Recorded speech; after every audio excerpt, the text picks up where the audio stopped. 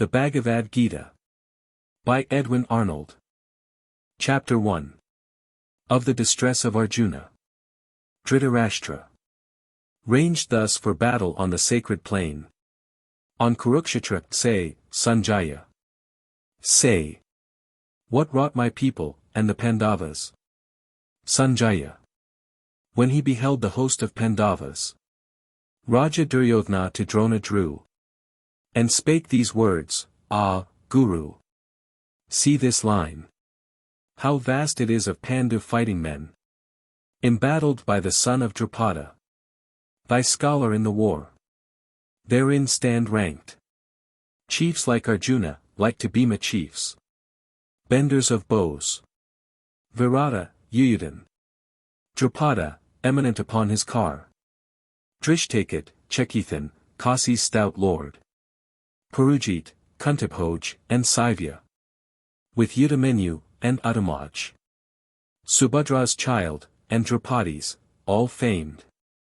All mounted on their shining chariots. On our side, too, thou best of Brahmins. See. Excellent chiefs, commanders of my line. Whose names I joy to count, thyself the first.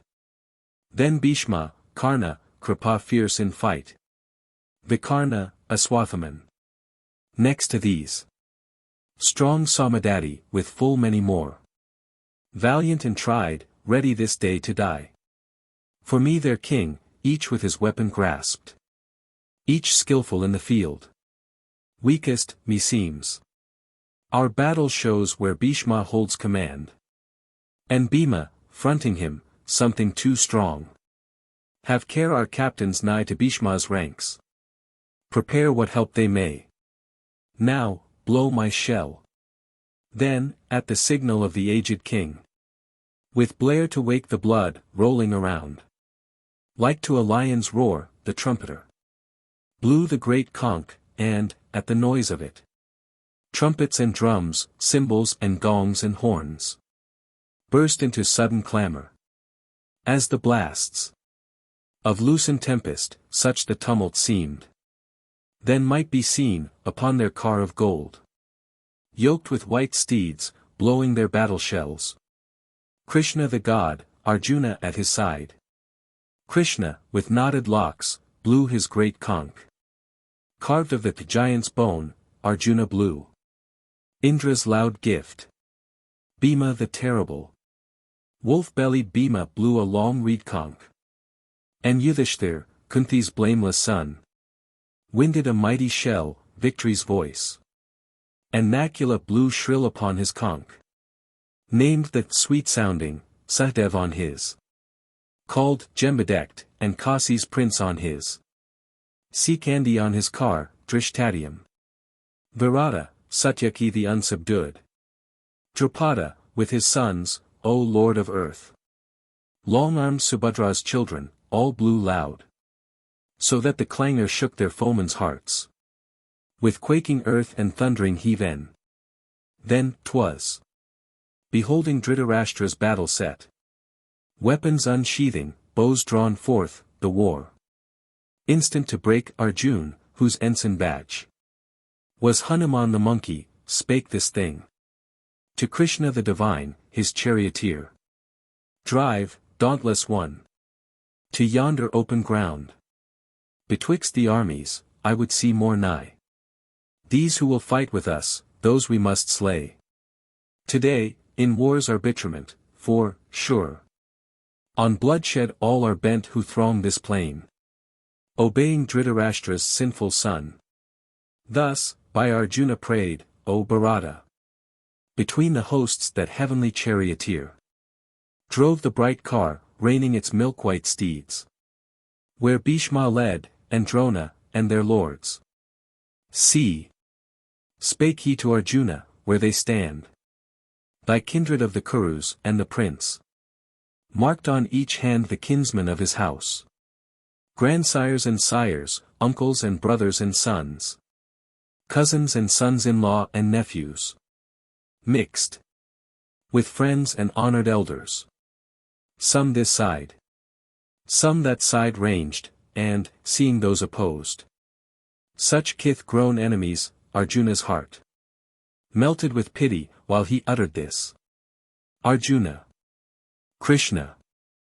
As I behold, come here to shed their common blood, yon concourse of our kin. My members fail, my tongue dries in my mouth. A shudder thrills my body, and my hair bristles with horror, from my weak hand slips Gandiv, the goodly bow. A fever burns my skin to parching, hardly may I stand. The life within me seems to swim and faint. Nothing do I foresee save woe and wail. It is not good, O Keshav. Not of good can spring from mutual slaughter. Lo, I hate triumph and domination, wealth and ease. Thus sadly won. Aho! What victory can bring delight, Govinda? What rich spoils could profit, what rule recompense, what span of life itself seems sweet, bought with such blood? Seeing that these stand here, ready to die, for whose sake life was fair, and pleasure pleased, and power grew precious grandsires, sires, and sons, brothers, and fathers-in-law, and sons-in-law, elders and friends. Shall I deal death on these, even though they seek to slay us? Not one blow, O Madhusudan, will I strike to gain the rule of all three worlds, then, how much less to seize an earthly kingdom. Killing these must breed but anguish, Krishna. If they be guilty, we shall grow guilty by their deaths. Their sins will light on us, if we shall slay those sons of Dhritarashtra, and our kin. What peace could come of that, O Madhava? For if indeed, blinded by lust and wrath, these cannot see, or will not see, the sin of kingly lines o'erthrown and kinsmen slain, how should not we, who see, shun such a crime? We who perceive the guilt and feel the shame. O thou delight of men, Janardana, by overthrow of houses perisheth their sweet continuous household piety. And rites neglected, piety extinct. Enters impiety upon that home. Its women grow unwomaned, whence there spring mad passions, and the mingling up of castes, sending a hellward road that family.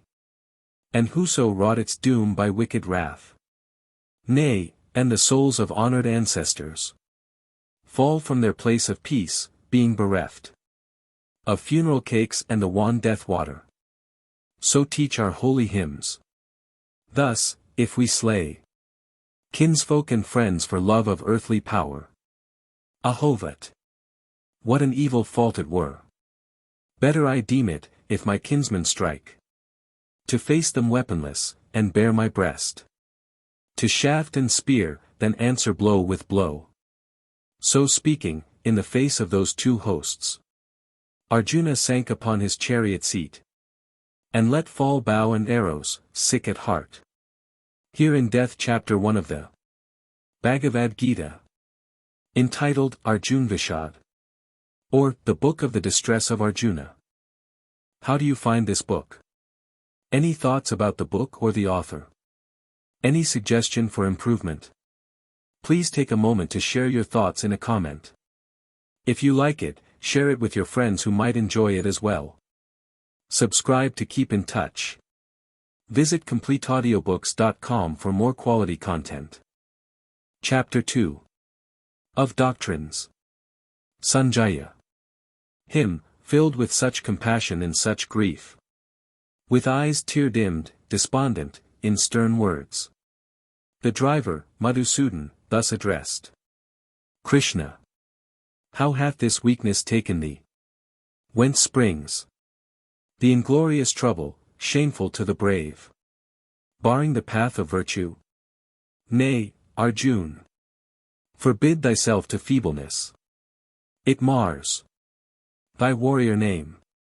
Cast off the coward fit. Wake. Be thyself. Arise, scourge of thy foes. Arjuna. How can I, in the battle, shoot with shafts? On Bhishma or on Drona, O thou chief? Both worshipful, both honorable men. Better to live on beggar's bread, with those we love alive, than taste their blood in rich feasts spread, and guiltily survive. Ah! Were it worse, who knows, to be victor or vanquished here, when those confront us angrily, whose death leaves living drear, in pity lost, by doubtings tossed. My thoughts, distracted, turn to thee, the guide I reverence most, that I may counsel learn. I know not what would heal the grief burned into soul and sense, if I were earth's unchallenged chief, a god and these gone thence. Sanjaya. So spake Arjuna to the Lord of Hearts. And sighing, I will not fight, held silence then.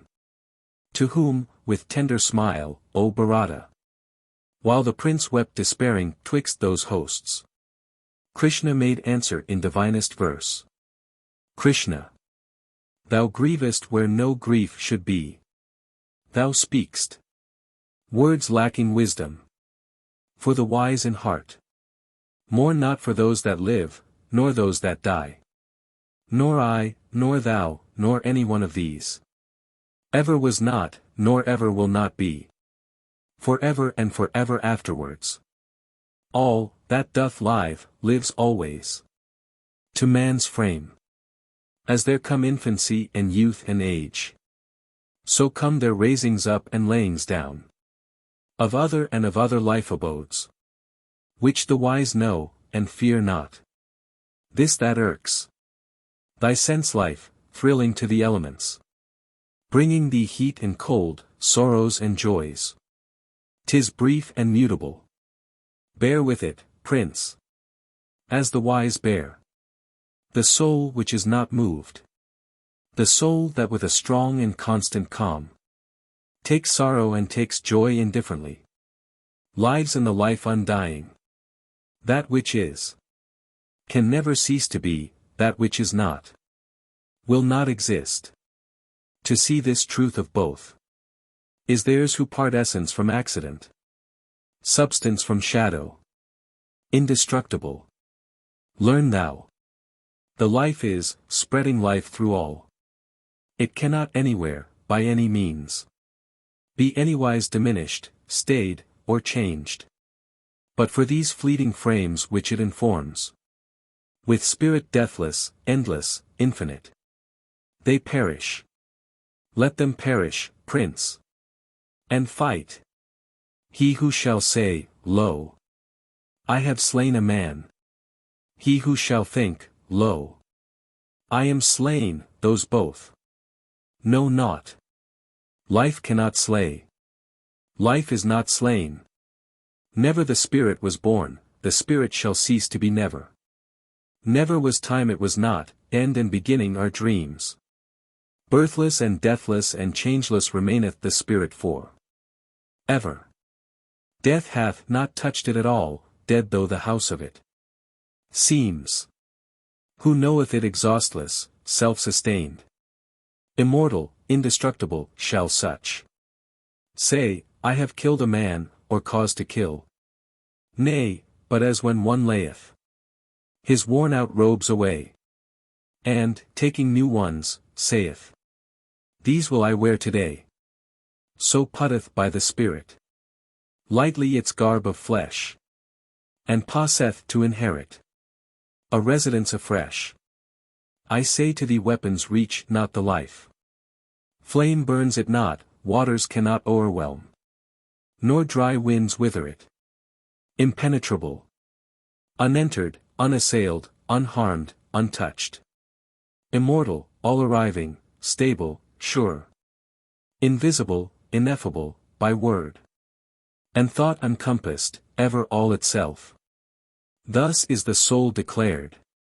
How wilt thou, then, knowing it so, grieve when thou shouldst not grieve?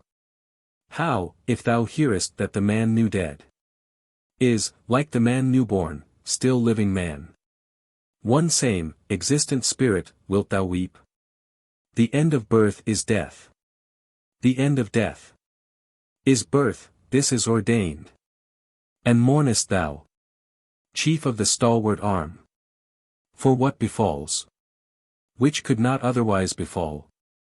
The birth of living things comes unperceived, the death comes unperceived. Between them, beings perceive. What is there sorrowful herein, dear prince? Wonderful, wistful, to contemplate. Difficult, doubtful, to speak upon. Strange and great for tongue to relate. Mystical hearing for every one. Nor wotteth man this, what a marvel it is, when seeing, and saying, and hearing are done. This life within all living things, my prince, hides beyond harm. Scorn thou to suffer, then, for that which cannot suffer. Do thy part. Be mindful of thy name, and tremble not.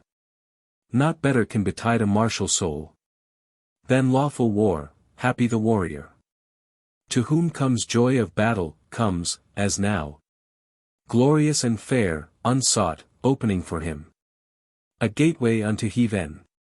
But, if thou shunn'st this honorable field a kshatriya, if, knowing thy duty in thy task, thou bidst duty and task go by, that shall be sin. And those to come shall speak thee infamy. From age to age. But infamy is worse for men of noble blood to bear than death. The chiefs upon their battle chariots will deem 'twas fear that drove thee from the fray. Of those who held thee mighty-souled the scorn thou must abide, while all thine enemies will scatter bitter speech of thee, to mock the valor which thou hadst. What fate could fall more grievously than this? Either, being killed, thou wilt win Swarga's safety, or, alive and victor, thou wilt reign an earthly king. Therefore, arise, thou son of Kunti. Brace thine arm for conflict, nerve thy heart to meet, as things alike to thee, pleasure or pain, profit or ruin, victory or defeat. So minded, gird thee to the fight, for so thou shalt not sin. Thus far I speak to thee, as from the Sankhya, unspiritually. Hear now the deeper teaching of the Yag, which holding, understanding, thou shalt burst thy karma band, the bondage of wrought deeds. Here shall no end be hindered, no hope marred, no loss be feared. Faith, yea, a little faith, shall save thee from the anguish of thy dread. Here, glory of the Kurus, shines one rule, one steadfast rule, while shifting souls have laws many and hard, specious, but wrongful deem the speech of those ill-taught ones who extol the letter of their Vedas, saying, this is all we have, or need, being weak at heart, with wants, seekers of heaven, which comes, they say, as fruit of good deeds done, promising men much profit in new births for works of faith, in various rites abounding, following whereon large merit shall accrue towards wealth and power. Albeit, who wealth and power do most desire, least fixity of soul have such, least hold on heavenly meditation. Much these teach from Veds, concerning the three qualities. But thou, be free of the three qualities, free of the pairs of opposites, and free from that sad righteousness which calculates. Self-ruled, Arjuna.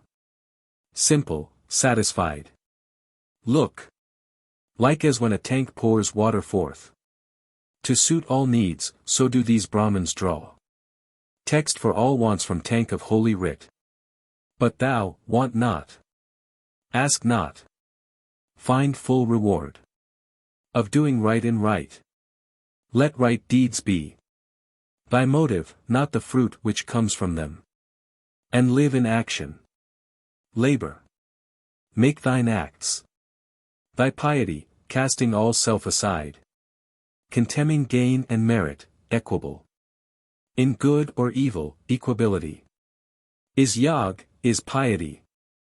Yet, the right act is less, far less, than the right thinking mind. Seek refuge in thy soul, have there thy heaven. Scorn them that follow virtue for her gifts. The mind of pure devotion even here casts equally aside good deeds and bad, passing above them unto pure devotion. Devote thyself, with perfect meditation. Comes perfect act, and the right-hearted rise. More certainly because they seek no gain. Forth from the bands of body, step by step, to highest seats of bliss. When thy firm soul hath shaken off those tangled oracles, which ignorantly guide, then shall it soar to high neglect of what's denied or said. This way or that way, in doctrinal writ. Troubled no longer by the priestly lore. Safe shall it live, and sure, steadfastly bent on meditation. This is yog and peace. Arjuna. What is his mark who hath that steadfast heart, confirmed in holy meditation? How know we his speech, Kesva? Sits he, moves he, like other men? Krishna. When one, O Pritha's son, abandoning desires which shake the mind, finds in his soul full comfort for his soul, he hath attained the yog, that man is such. In sorrows not dejected, and in joys not overjoyed, dwelling outside the stress of passion, fear, and anger, fixed in calms of lofty contemplation, such an one is Muni, is the sage, the true recluse. He who to none and nowhere overbound by ties of flesh, takes evil things and good, neither desponding nor exulting, such bears wisdom's plainest mark he who shall draw. As the wise tortoise draws its 4 feet safe under its shield, his 5 frail senses back under the spirit's buckler from the world, which else assails them, such an one, my prince, hath wisdom's mark. Things that solicit sense hold off from the self-governed, nay, it comes. The appetites of him who lives beyond depart, aroused no more. Yet may it chance, O son of Kunti, that a governed mind shall sometime feel the sense-storm sweep, and rest strong self-control by the roots. Let him regain his kingdom. Let him conquer this, and sit on me intent. That man alone is wise, who keeps the mastery of himself. If one ponders on objects of the sense, there springs attraction, from attraction grows desire. Desire flames to fierce passion, passion breeds recklessness. Then the memory all betrayed lets noble purpose go, and saps the mind, till purpose, mind, and man are all undone. But, if one deals with objects of the sense, not loving and not hating, making them serve his free soul, which rests serenely Lord, lo! Such a man comes to tranquility, and out of that tranquility shall rise the end and healing of his earthly pains, since the will governed sets the soul at peace. The soul of the ungoverned is not his, nor hath he knowledge of himself, which lacked. How grows serenity? And, wanting that, whence shall he hope for happiness? The mind that gives itself to follow shows of sense seeth its helm of wisdom rent away, and, like a ship in waves of whirlwind, drives to wreck and death. Only with him, great prince, whose senses are not swayed by things of sense, only with him who holds his mastery, shows wisdom perfect. What is midnight gloom? To unenlightened souls shines wakeful day. To his clear gaze, what seems as wakeful day is known for night, thick night of ignorance. To his true-seeing eyes, Such is the saint. And like the ocean, day by day receiving floods from all lands, which never overflows. Its boundary line not leaping, and not leaving. Fed by the rivers, but unswelled by those. So is the perfect one. To his soul's ocean. The world of sense pours streams of witchery. They leave him as they find, without commotion. Taking their tribute, but remaining sea. Yeah. Whoso, shaking off the yoke of flesh.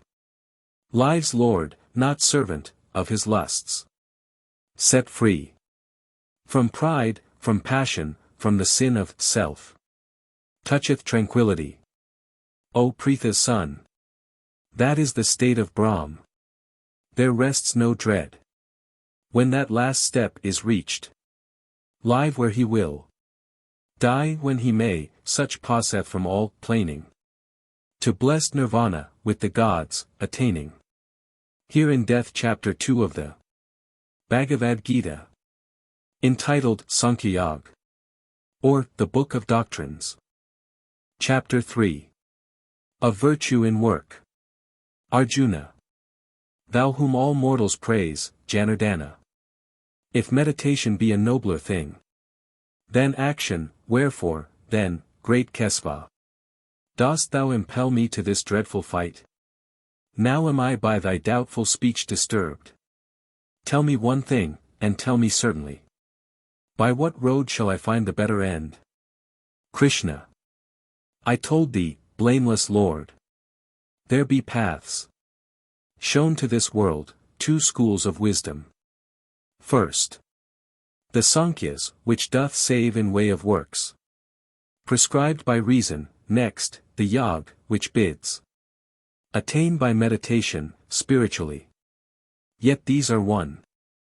No man shall escape from act. By shunning action. Nay, and none shall come. By mere renouncements unto perfectness. Nay, and no jot of time, at any time. Rests any actionless, his nature's law. Compels him, even unwilling, into act. For thought is act in fancy. He who sits, suppressing all the instruments of flesh, yet in his idle heart thinking on them, plays the inept and guilty hypocrite. But he who, with strong body serving mind, gives up his mortal powers to worthy work, not seeking gain, Arjuna. Such an one is honorable. Do thine allotted task. Work is more excellent than idleness. The body's life proceeds not, lacking work. There is a task of holiness to do. Unlike world-binding toil, which bindeth not the faithful soul. Such earthly duty do. Free from desire, and thou shalt well perform thy heavenly purpose. Spake Prajapati. In the beginning, when all men were made. And, with mankind, the sacrifice, do this. Work. Sacrifice. Increase and multiply. With sacrifice. This shall be Kamadak. Your cow of plenty, giving back her milk. Of all abundance. Worship the gods thereby. The gods shall yield thee grace. Those meets ye. The gods will grant to labor, when it pays. Tithes in the altar flame. But if one eats fruits of the earth, rendering to kindly heaven no gift of toil, that thief steals from his world. Who eat of food after their sacrifice are quit of fault, but they that spread a feast, all for themselves, eat sin and drink of sin. By food the living live. Food comes of rain. And rain comes by the pious sacrifice. And sacrifice is paid with tithes of toil. Thus action is of Brahma, who is one. The only, all-pervading, at all times. Present in sacrifice. He that abstains. To help the rolling wheels of this great world. Glutting his idle sense, lives a lost life. Shameful and vain. Existing for himself. Self-concentrated, serving self alone. No part hath he in aught. Nothing achieved. Not wrought or unwrought toucheth him, no hope of help for all the living things of earth depends from him. Therefore, thy task prescribed, with spirit unattached gladly perform. Since in performance of plain duty man mounts to his highest bliss by works alone. Januk and ancient saints reached blessedness. Moreover, for the upholding of thy kind, action thou shouldst embrace. What the wise choose, the unwise people take. What best men do, the multitude will follow. Look on me, thou son of Pritha. In the three wide worlds, I am not bound to any toil, no height awaits to scale, no gift remains to gain. Yet I act here. And, if I acted not, earnest and watchful, those that look to me for guidance, sinking back to sloth again, because I slumbered, would decline from good. And I should break earth's order and commit her offspring unto ruin, Bharata. Even as the unknowing toil, wedded to sense, so let the enlightened toil, sense-freed, but set to bring the world deliverance, and its bliss. Not sowing in those simple, busy hearts seed of despair. Yeah. Let each play his part in all he finds to do, with unyoked soul. All things are everywhere by nature wrought, in interaction of the qualities. The fool, cheated by self, thinks, this I did, and that I wrought, but, ah, thou strong-armed prince, a better lessoned mind, knowing the play of visible things within the world of sense, and how the qualities must qualify, standeth aloof even from his acts. Untaught, live mixed with them, knowing not nature's way, of highest aims unwitting, slow and dull. Those make thou not to stumble, having the light, but all thy dues discharging, for my sake, with meditation centered inwardly, seeking no profit, satisfied, serene, heedless of issue, fight. They who shall keep my ordinance thus, the wise and willing hearts, have quittance from all issue of their acts. But those who disregard my ordinance, thinking they know not, and fall to loss, confused and foolish. Sooth, the instructed one doth of his kind, following what fits him most, and lower creatures of their kind, in vain contending gainst the law. Needs must it be. The objects of the sense will stir the sense to like and dislike, yet enlightened man yields not to these, knowing them enemies. Finally, this is better, that one do his own task as he may, even though he fail. Then take tasks not his own, though they seem good. To die performing duty is no ill. But who seeks other roads shall wander still. Arjuna. Yet tell me, teacher, by what force doth man go to his ill, unwilling, as if one pushed him that evil path? Krishna. It is. Passion it is. Born of the darknesses, which pusheth him. Mighty of appetite. Sinful, and strong is this man's enemy. As smoke blots the white fire, as clinging rust mars the bright mirror, as the womb surrounds the babe unborn, so is the world of things. Foiled, soiled, enclosed in this desire of flesh. The wise fall, caught in it. The unresting foe. It is of wisdom, wearing countless forms. Fair but deceitful, subtle as a flame. Sense, mind, and reason, these, O Kunti's son, are booty for it, in its play with these. It maddens man, beguiling, blinding him. Therefore, thou noblest child of Bharata, govern thy heart. Constrain entangled sense. Resist the false, soft sinfulness which saps knowledge and judgment. The world is strong. But what discerns it stronger, and the mind strongest, and high o'er all the ruling soul? Wherefore, perceiving him who reigns supreme, put forth full force of soul in thy own soul. Fight. Vanquish foes and doubts, dear hero. Slay what haunts thee in fond shapes, and would betray. Here in Death Chapter 3 of the Bhagavad Gita, entitled Karma Yoga, or the Book of Virtue in Work. Chapter 4.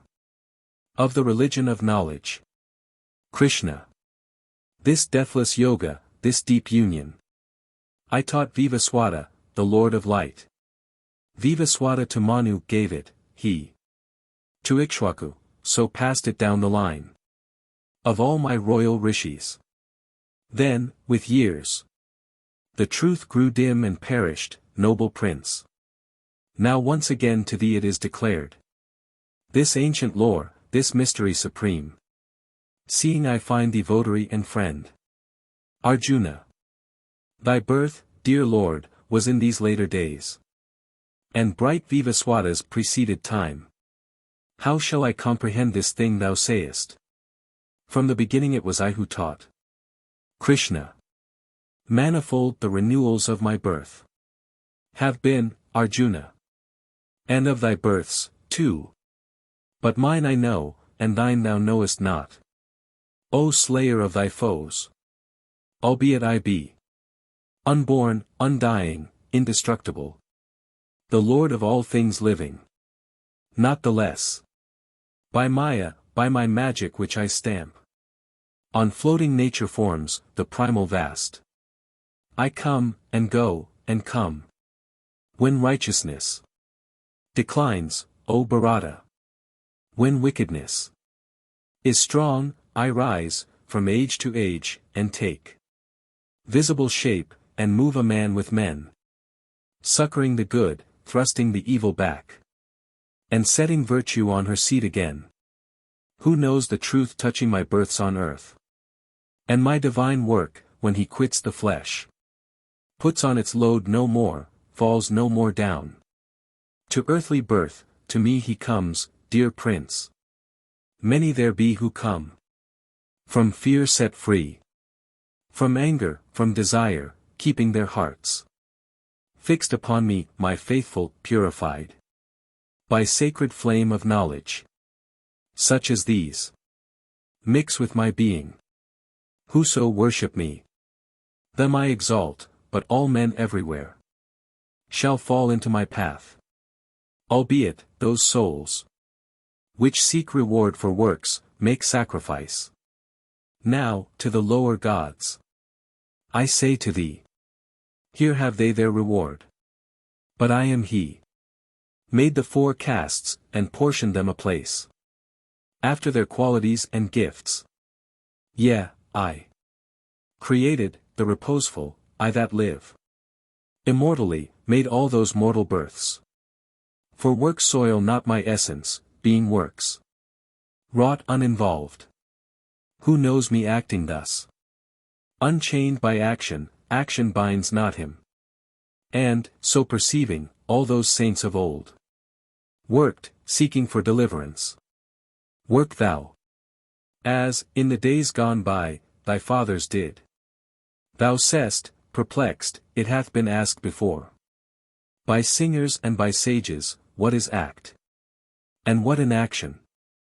I will teach thee this. And, knowing, thou shalt learn which work doth save. Needs must one rightly meditate those three: doing, not doing, and undoing. Here, thorny and dark the path is. He who sees how action may be rest action, he is wisest, mid his kind, he hath the truth. He doeth well, acting or resting. Freed in all his works from prickings of desire. Burned clean in act by the white fire of truth. The wise call that man wise, and such an one. Renouncing fruit of deeds, always content. Always self-satisfying, if he works. Doth nothing that shall stain his separate soul. which, quit of fear and hope, subduing self. Rejecting outward impulse yielding up. To bodies need nothing save body, dwells. Sinless amid all sin. With equal calm. Taking what may befall, by grief unmoved. Unmoved by joy, unenvyingly. The same. In good and evil fortunes, nowise bound. By bond of deeds. Nay, but of such an one. Whose crave is gone, whose soul is liberate. Whose heart is set on truth, of such an one. What work he does is work of sacrifice. Which passeth purely into ash and smoke. Consumed upon the altar. All's then God. The sacrifice is Brahm, the ghee and grain. Are Brahm, the fire is Brahm, the flesh it eats. Is Brahm, and unto Brahm attaineth he. Who, in such office, meditates on Brahm. Some votaries there be who serve the gods. With flesh and altar smoke. But other some. Who, lighting subtler fires, make purer right. With will of worship. Of the which be they. Who, in white flame of continence, consume. Joys of the sense, delights of eye and ear. Foregoing tender speech and sound of song. And they who, kindling fires with torch of truth. Burn on a hidden altar stone the bliss. Of youth and love, renouncing happiness. And they who lay for offering there their wealth. Their penance, meditation, piety. Their steadfast reading of the scrolls. Their lore. Painfully gained with long austerities. And they who, making silent sacrifice. Draw in their breath to feed the flame of thought. And breathe it forth to waft the heart on high. Governing the ventage of each entering air. Lest one sigh pass which helpeth not the soul. And they who, day by day denying needs. Lay life itself upon the altar flame. Burning the body wan. Lo! All these keep. The rite of offering, as if they slew. Victims, and all thereby efface much sin. Yea. And who feed on the immortal food. Left of such sacrifice, to Brahma pass. To the unending. But for him that makes no sacrifice, he hath nor part nor lot. Even in the present world. How should he share? Another, O thou glory of thy line. In sight of Brahma all these offerings are spread and are accepted. Comprehend that all proceed by act. For knowing this, thou shalt be quit of doubt. The sacrifice which knowledge pays is better than great gifts. Offered by wealth, since gifts' worth, O my prince, lies in the mind which gives, the will that serves. And these are gained by reverence, by strong search. By humble heed of those who see the truth. And teach it. Knowing truth, thy heart no more will ache with error, for the truth shall show. All things subdued to thee, as thou to me. Moreover, son of Pandu, wert thou worst of all wrongdoers, this fair ship of truth should bear thee safe and dry across the sea of thy transgressions. As the kindled flame feeds on the fuel till it sinks to ash, so unto ash, Arjuna, unto naught. The flame of knowledge wastes works dross away. There is no purifier like thereto. In all this world, and he who seeketh it shall find it, being grown perfect in himself. Believing, he receives it when the soul masters itself, and cleaves to truth, and comes, possessing knowledge, to the higher peace, the uttermost repose.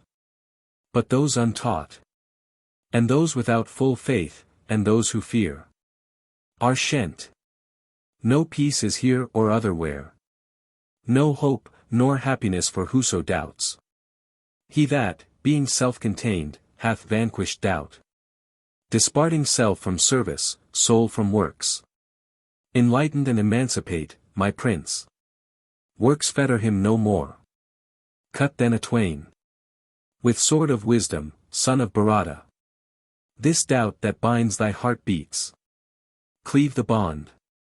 Born of thy ignorance. Be bold and wise. Give thyself to the field with me. Arise. Here in Death Chapter 4 of the Bhagavad Gita, entitled Jnana Yag, or the Book of the Religion of Knowledge. Chapter 5.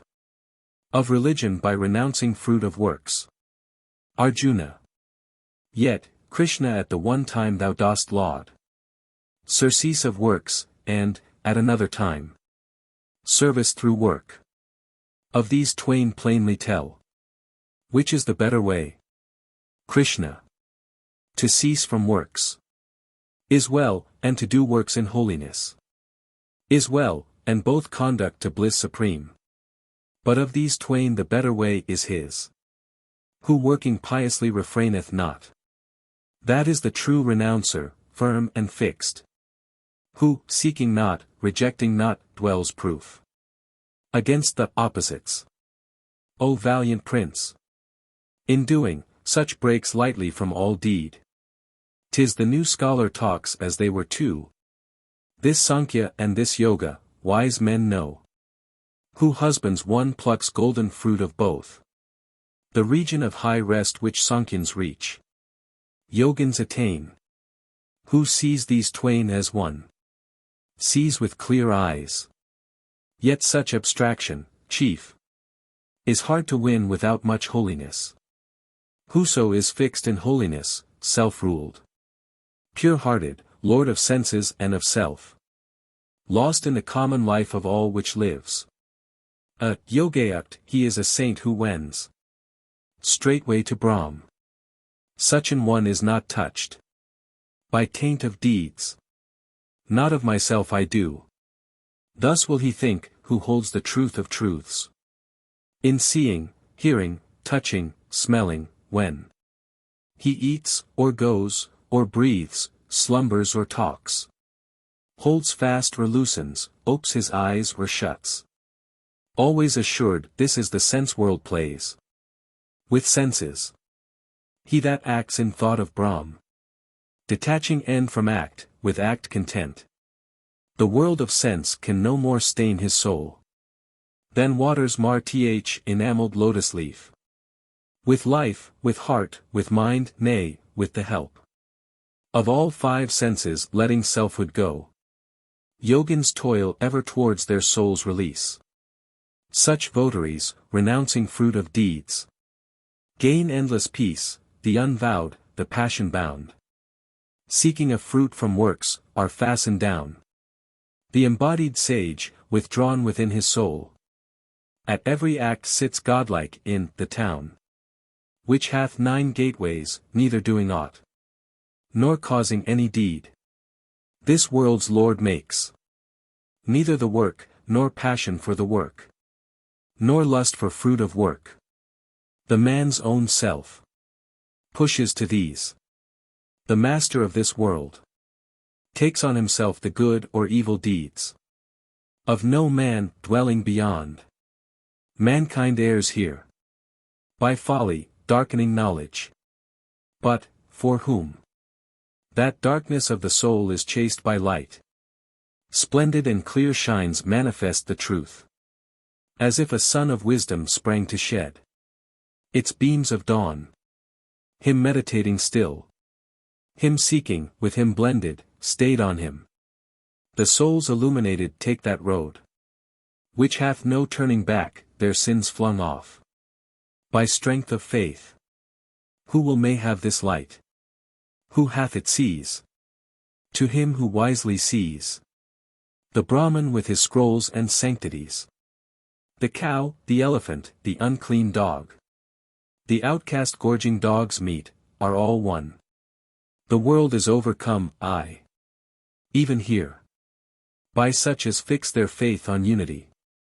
The sinless Brahma dwells in unity, and they in Brahma. Be not over glad, attaining joy, and be not over sad, encountering grief, but, stayed on Brahma, still. Constant let each abide. The sage whose soul holds off from outer contacts, in himself finds bliss, to Brahma joined by piety. His spirit tastes eternal peace. The joys springing from sense life are but quickening wombs, which breed sure griefs. Those joys begin and end. The wise mind takes no pleasure, Kunti's son, in such as those. But if a man shall learn, even while he lives and bears his body's chain, to master lust and anger, he is blessed. He is the yukta. He hath happiness. Contentment, light, within, his life is merged. In Brahma's life, he doth nirvana touch. Thus go the rishis unto rest, who dwell with sins effaced, with doubts at end, with hearts governed and calm.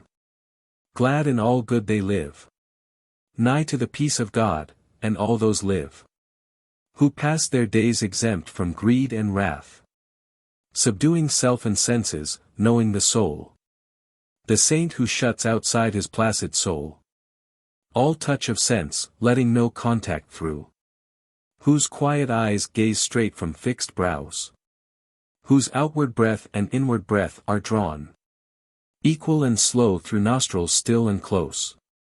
That one, with organs, heart, and mind constrained, bent on deliverance, having put away passion, and fear, and rage, hath even now obtained deliverance, ever and ever freed. Yea. For he knows me who am he that heeds the sacrifice and worship, God revealed. And he who heeds not, being Lord of worlds, lover of all that lives, God unrevealed. Wherein who shall find surety and shield? Here in Death Chapter 5 of the Bhagavad Gita, entitled Karmasanyasayag, or The Book of Religion by Renouncing Fruit of Works. Chapter 6. Of Religion of Self-Restraint. Krishna. Therefore, who doeth work rightful to do, not seeking gain from work, that man, O prince, is sannyasi and yogi, both in one. And he is neither who lights not the flame of sacrifice, nor setteth hand to task. Regard as true renouncer him that makes worship by work, for who renounceth not, works not as yogin. So is that well said. By works the votary doth rise to faith, and saintship is the ceasing from all works. Because the perfect yogin acts but acts, unmoved by passions and unbound by deeds. Setting result aside, let each man raise the self by soul, not trample down his self. Since soul that is self's friend may grow self's foe. Soul is self's friend when self doth rule o'er self. But self turns enemy if soul's own self hates self as not itself. The sovereign soul of him who lives self-governed and at peace is centered in itself, taking alike pleasure and pain, heat, cold, glory and shame. He is the yogi, he is yukta, glad with joy of light and truth, dwelling apart upon a peak, with senses subjugate, whereto the clod, the rock, the glistering gold show all as one. By this sign is he known, being of equal grace to comrades, friends, chance-comers, strangers, lovers, enemies, aliens and kinsmen, loving all alike, evil or good. Sequestered should he sit, steadfastly meditating, solitary, his thoughts controlled, his passions laid away, quit of belongings, in a fair, still spot, having his fixed abode not too much raised, nor yet too low. Let him abide, his goods, a cloth, a deerskin, and the kusagrass.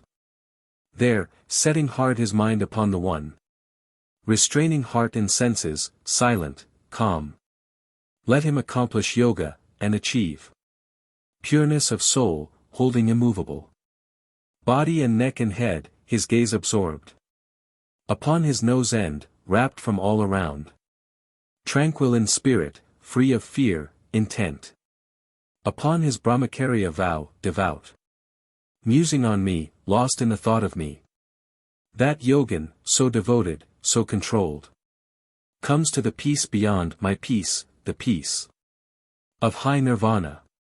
But for earthly needs, religion is not his who too much fasts, or too much feasts, nor his who sleeps away an idle mind, nor his who wears to waste his strength in vigils. Nay, Arjuna, I call that the true piety which most removes earth aches and ills, where one is moderate in eating and in resting and in sport, measured in wish and act, sleeping betimes, waking betimes for duty. When the man, so living, centers on his soul the thought, straightly restrained, untouched internally by stress of sense, then is he yukta. See, steadfast a lamp burns sheltered from the wind. Such is the likeness of the yogi's mind, shut from sense storms and burning bright to heaven. When mind broods placid, soothed with holy wont. When self contemplates self, and in itself hath comfort. When it knows the nameless joy, beyond all scope of sense, revealed to soul. Only to soul. And, knowing, wavers not. True to the farther truth. When, holding this, it deems no other treasure comparable, but, harbored there, cannot be stirred or shook by any gravest grief, call that state peace. That happy severance yoga, call that man the perfect yogin. Steadfastly the will must toil thereto, till efforts end in ease, and thought has passed from thinking, shaking off all longings bred by dreams of fame and gain, shutting the doorways of the senses close with watchful ward. So, step by step, it comes to gift of peace assured and heart assuaged. When the mind dwells self-wrapped, and the soul broods cumberless. But, as often as the heart breaks, wild and wavering, from control, so oft let him recurb it, let him rein it back to the soul's governance. For perfect bliss grows only in the bosom tranquilized, the spirit passionless, purged from offense, vowed to the infinite. He who thus vows his soul to the supreme soul, quitting sin, passes unhindered to the endless bliss of unity with Brahma. He so vowed, so blended, sees the life-soul resident in all things living, and all living things in that life-soul contained. And whoso thus discerneth me in all, and all in me, I never let him go, nor looseneth he hold upon me. But, dwell he where he may, whatever his life, in me he dwells and lives, because he knows and worships me, who dwell in all which lives, and cleaves to me in all. Arjuna, if a man sees everywhere, taught by his own similitude, one life, one essence in the evil and the good, hold him a yogi, yea, well perfected. Arjuna, slayer of Madhu. Yet again, this yag, this peace, derived from equanimity, made known by thee, I see no fixity therein, no rest, because the heart of men is unfixed, Krishna. Rash, tumultuous, willful and strong. It were all one, I think, to hold the wayward wind, as tame man's heart.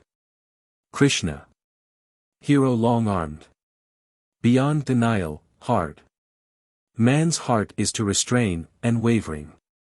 Yet may it grow restrained by habit, prince, by wont of self-command. This yag, I say, cometh not lightly to ungoverned ones. But he who will be master of himself shall win it, if he stoutly strive thereto.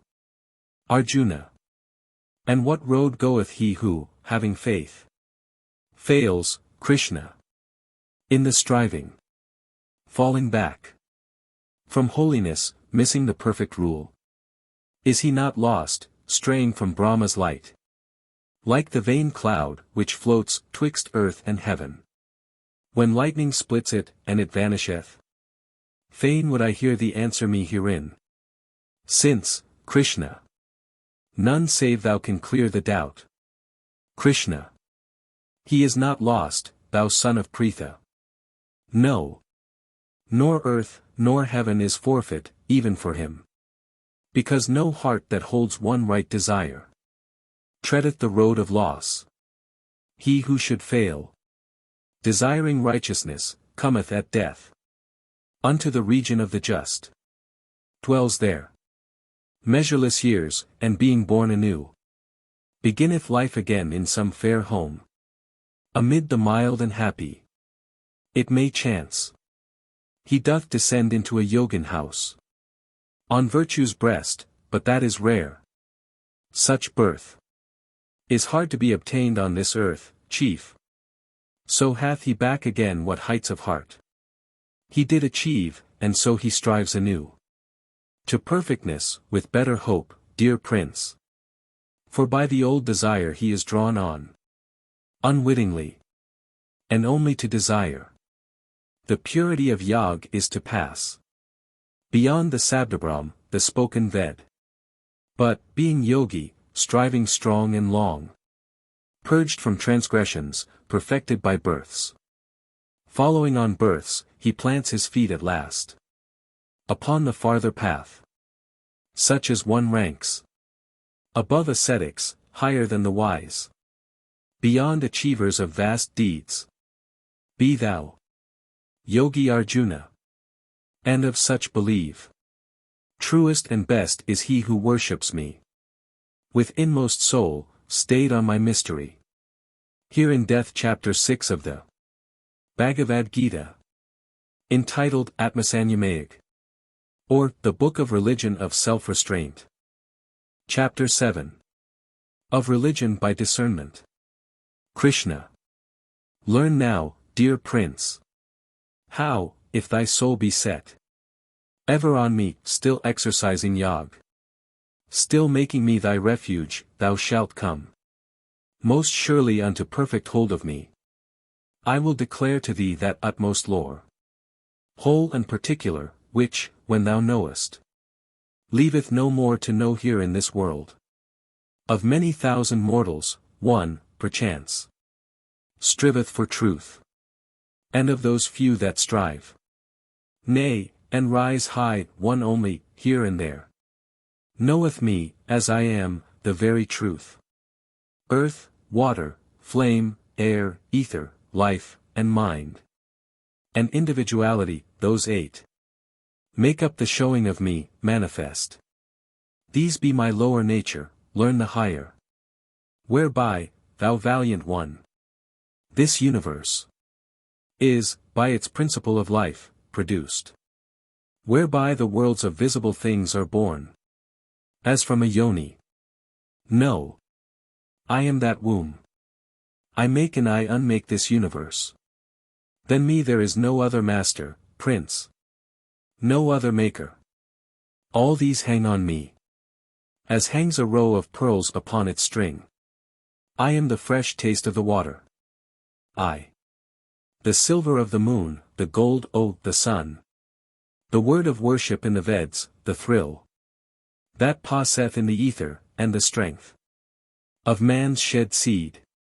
I am the good sweet smell of the moistened earth, I am the fire's red light, the vital air moving in all which moves, the holiness of hallowed souls, the root undying, whence hath sprung whatever is, the wisdom of the wise, the intellect of the informed, the greatness of the great, the splendor of the splendid. Kunti's son. These am I, free from passion and desire.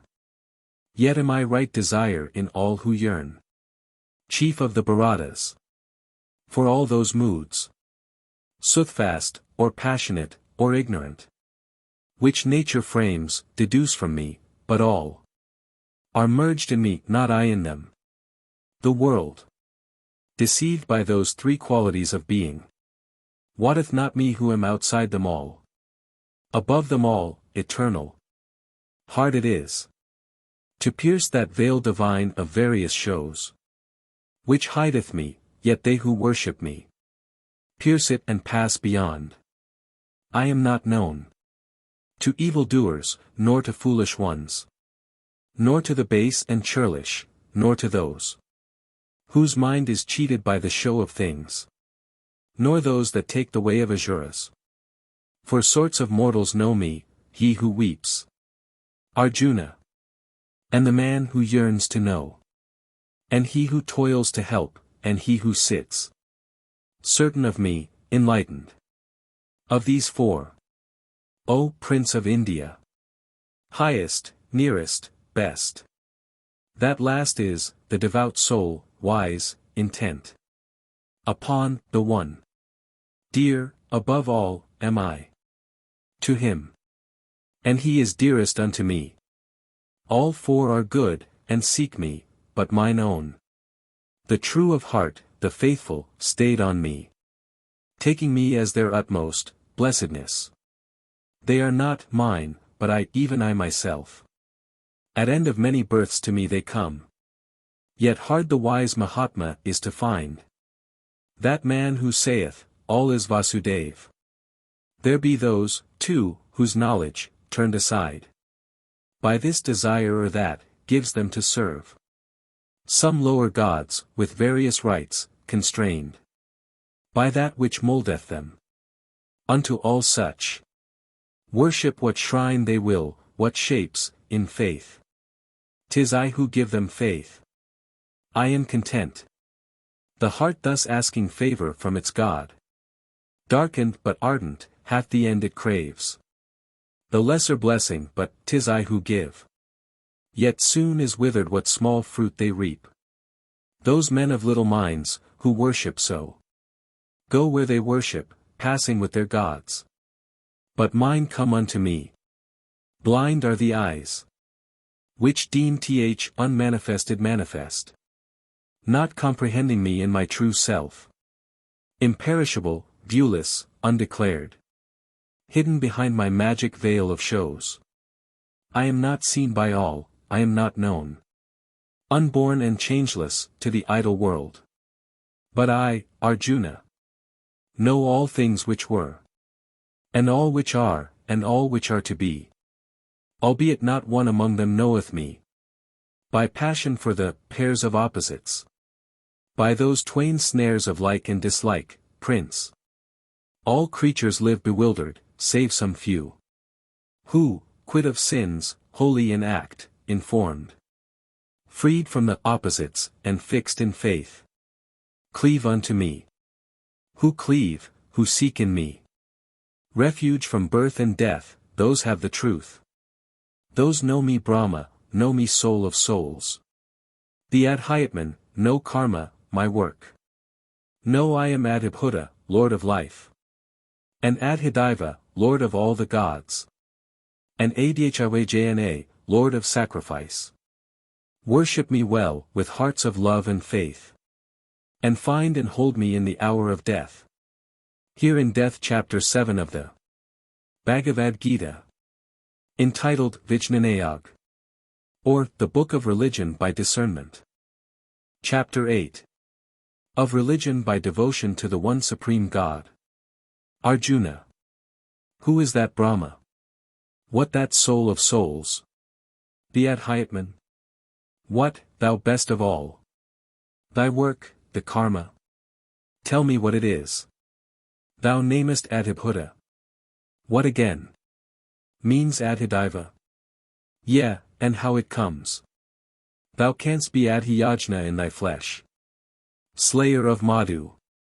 Further, make me know how good men find thee in the hour of death. Krishna. I Brahma am, the one eternal God. And Adhyatman is my being's name. The soul of souls. What goeth forth from me, causing all life to live, is karma called. And, manifested in divided forms. I am the Adhibhuta, Lord of lives. And Adhidaiva, Lord of all the gods. Because I am Purusha, who begets. And Adhyavajna, Lord of sacrifice. I, speaking with thee in this body here. Am, thou embodied one. For all the shrines. Flame unto me. And, at the hour of death. He that hath meditated me alone. In putting off his flesh, comes forth to me. Enters into my being, doubt thou not. But, if he meditated otherwise. At hour of death, in putting off the flesh. He goes to what he looked for, Kunti's son. Because the soul is fashioned to its like. Have me, then, in thy heart always. And fight. Thou too, when heart and mind are fixed on me. Shalt surely come to me. All come who cleave. With never wavering will of firmest faith. Owning none other gods, all come to me. The uttermost, Purusha, holiest. Whoso hath known me, Lord of sage and singer. Ancient of days, of all the three worlds stay. Boundless, but unto every atom bringer. Of that which quickens it, whoso, I say. Hath known my form, which passeth mortal knowing. Seen my effulgence, which no eye hath seen. Then the sun's burning gold more brightly glowing. Dispersing darkness unto him hath been. Right life. And, in the hour when life is ending. With mind set fast and trustful piety. Drawing still breath beneath calm brows unbending. In happy peace that faithful one doth die. In glad peace passeth to Purusha's heaven. The place which they who read the Vedas name. Aksharam, ultimate, whereto have striven. Saints and ascetics, their road is the same. That way, the highest way, goes he who shuts. The gates of all his senses, locks desire. Safe in his heart, centers the vital airs. Upon his parting thought, steadfastly set. And, murmuring Om, the sacred syllable. Emblem of Brahm, dies, meditating me. For who, none other gods regarding, looks. Ever to me, easily am I gained. By such a yogi. And, attaining me. They fall not, those Mahatmas, back to birth. To life, which is the place of pain, which ends. But take the way of utmost blessedness. The worlds, Arjuna, even Brahma's world. Roll back again from death to life's unrest. But they, O Kunti's son. That reach to me. Taste birth no more. If ye know Brahma's day. Which is 1,000 yugas, if ye know. The 1,000 yugas making Brahma's night. Then know ye day and night as he doth know. When that vast dawn doth break, invisible. Is brought anew into the visible. When that deep night doth darken, all which is. Fades back again to him who sent it forth. Yeah. This vast company of living things. Again and yet again produced, expires. At Brahma's nightfall, and, at Brahma's dawn. Riseth, without its will, to life newborn. But, higher, deeper, innermost, abides. Another life, not like the life of sense. Escaping sight, unchanging. This endures. When all created things have passed away. This is that life named the unmanifest. The infinite. The all. The uttermost. Thither arriving none return. That life is mine, and I am there. And, Prince. By faith. Which wanders not, there is a way to come. Thither. I, the Purusha, I who spread. The universe around me, in whom dwell. All living things, may so be reached and seen. Richer than holy fruit on Vedas growing. Greater than gifts, better than prayer or fast. Such wisdom is. The yogi, this way knowing. Comes to the utmost perfect peace at last. Here in Death Chapter 8 of the Bhagavad Gita. Entitled Aksharapra Brahmak. Or, the Book of Religion by Devotion. To the One Supreme God. Chapter 9. Of Religion by the Kingly Knowledge and the Kingly Mystery. Krishna. Now will I open unto thee, whose heart rejects not that last lore, deepest concealed, that farthest secret of my heavens and earths, which but to know shall set thee free from ills. A royal lore, a kingly mystery. Yea. For the soul such light as purgeth it from every sin, a light of holiness, with inmost splendor shining, plain to see, easy to walk by, inexhaustible. They that receive not this, failing in faith, to grasp the greater wisdom, reach not me. Destroyer of thy foes. They sink anew into the realm of flesh, where all things change. By me the whole vast universe of things is spread abroad. By me, the unmanifest. In me are all existences contained. Not I in them. Yet they are not contained. Those visible things receive and strive to embrace the mystery majestical. My being, creating all, sustaining all, still dwells outside of all.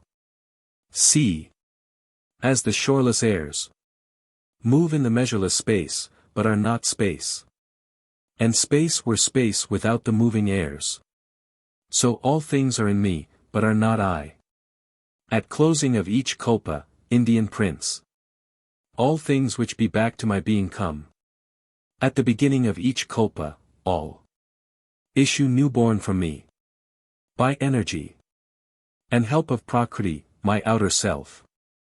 Again, and yet again, I make go forth the realms of visible things without their will.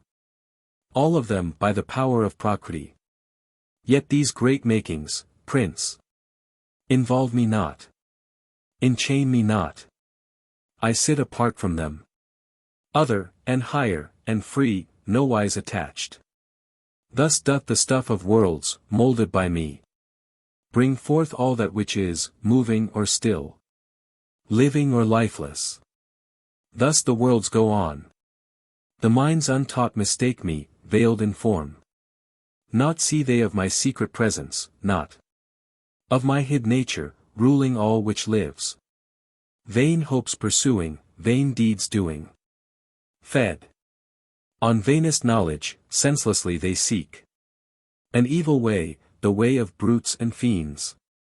But my Mahatmas, those of noble soul, who tread the path celestial, worship me with hearts unwandering, knowing me the source, eternal source, of life.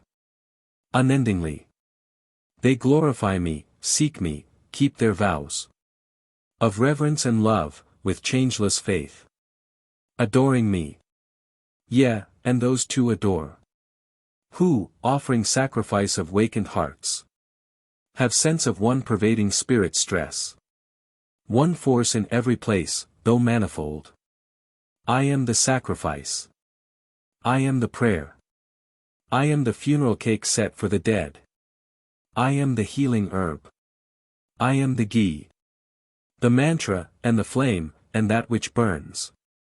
I am, of all this boundless universe, the father, mother, ancestor, and guard. The end of learning. That which purifies. In lustral water. I am Om. I am. Rig Veda, Samaveda, Yajurved. The way, the fosterer, the Lord, the judge. The witness, the abode, the refuge house. The friend, the fountain and the sea of life. Which sends, and swallows up, treasure of worlds. And treasure chamber. Seed and seed sower. Whence endless harvests spring. Sun's heat is mine. Heaven's rain is mine to grant or to withhold. Death am I, and immortal life I am. Arjuna. Sat and Asat, visible life. And life invisible. Yea. Those who learn The threefold Veds, who drink the Soma wine. Purge sins, pay sacrifice, from me they earn. Passage to Swarga, where the meat's divine. Of great gods feed them in high Indra's heaven. Yet they, when that prodigious joy is o'er, paradise spent, and wage for merits given, come to the world of death and change once more. They had their recompense. They stored their treasure, following the threefold scripture and its writ. Who seeketh such gaineth the fleeting pleasure of joy which comes and goes. I grant them it. But to those blessed ones who worship me, turning not otherwhere, with mind set fast, I bring assurance of full bliss beyond. Nay, and of hearts which follow other gods. In simple faith, their prayers arise to me. O Kunti's son! Though they pray wrongfully, for I am the receiver and the Lord of every sacrifice, which these know not. Rightfully, so they fall to earth again.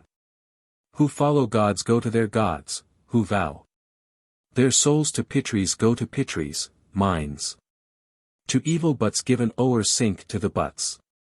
And whoso loveth me cometh to me. Whoso shall offer me in faith and love a leaf, a flower, a fruit, water poured forth, that offering I accept, lovingly made, with pious will. Whatever thou doest, Prince, eating or sacrificing, giving gifts, praying or fasting, let it all be done for me, as mine. So shalt thou free thyself from karmaband, the chain which holdeth men to good and evil issue, so shalt come safe unto me, when thou art quit of flesh, by faith and abdication joined to me. I am alike for all. I know not hate. I know not favor. What is made is mine. But them that worship me with love, I love. They are in me, and I in them. Nay, Prince, if one of evil life turn in his thought straightly to me, count him amidst the good. He hath the high way chosen. He shall grow righteous ere long, he shall attain that peace which changes not. Thou Prince of India, be certain none can perish, trusting me. O Pritha's son, whoso will turn to me, though they be born from the very womb of sin, woman or man, sprung of the Vaishya caste, or lowly disregarded Sudra, all plant foot upon the highest path, how then? The holy Brahmins and my royal saints. Ah! Ye who into this ill world are come, fleeting and false, set your faith fast on me. Fix heart and thought on me. Adore me. Bring offerings to me. Make me prostrations. Make me your supremest joy. And, undivided, unto my rest your spirits shall be guided.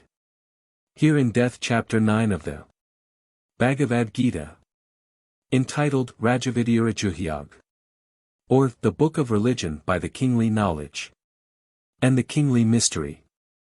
Chapter 10. Of Religion by the Heavenly Perfections. Krishna. Hear farther yet, thou long-armed Lord. These latest words I say, uttered to bring thee bliss and peace, who lovest me alway. Not the great company of gods nor kingly rishis know my nature, who have made the gods and rishis long ago. He only knoweth, only he is free of sin, and wise, who seeth me, Lord of the worlds, with faith enlightened eyes. Unborn, undying, unbegun. Whatever natures be, to mortal men distributed, those natures spring from me. Intellect, skill, enlightenment, endurance, self-control, truthfulness, equability, and grief or joy of soul, and birth and death, and fearfulness, and fearlessness, and shame, and honor, and sweet harmlessness, and peace which is the same. Whatever befalls, and mirth, and tears, and piety and thrift, and wish to give, and will to help, all cometh of my gift.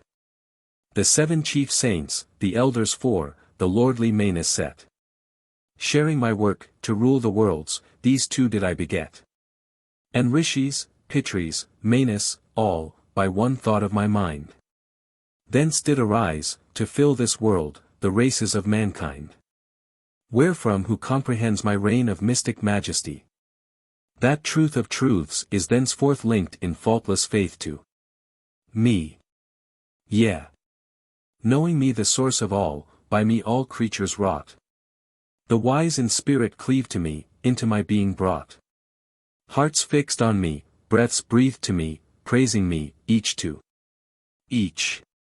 So have they happiness and peace, with pious thought and speech. And unto these, thus serving well, thus loving ceaselessly, I give a mind of perfect mood, whereby they draw to me. And, all for love of them, within their darkened souls I dwell.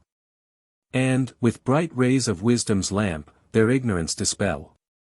Arjuna. Yes. Thou art Parabrahm. The high abode. The great purification. Thou art God. Eternal, all-creating, holy, first. Without beginning. Lord of lords and gods. Declared by all the saints, by Narada, Vyasa Asita, and Devalas. And hear thyself declaring unto me. What thou hast said now know I to be truth. O Kesava. That neither gods nor men, nor demons comprehend thy mystery. Made manifest, divinest. Thou thyself alone dost know, Maker supreme. Master of all the living. Lord of gods. King of the universe. To thee alone belongs to tell the heavenly excellence of those perfections wherewith thou dost fill these worlds of thine, pervading, immanent. How shall I learn, supremest mystery?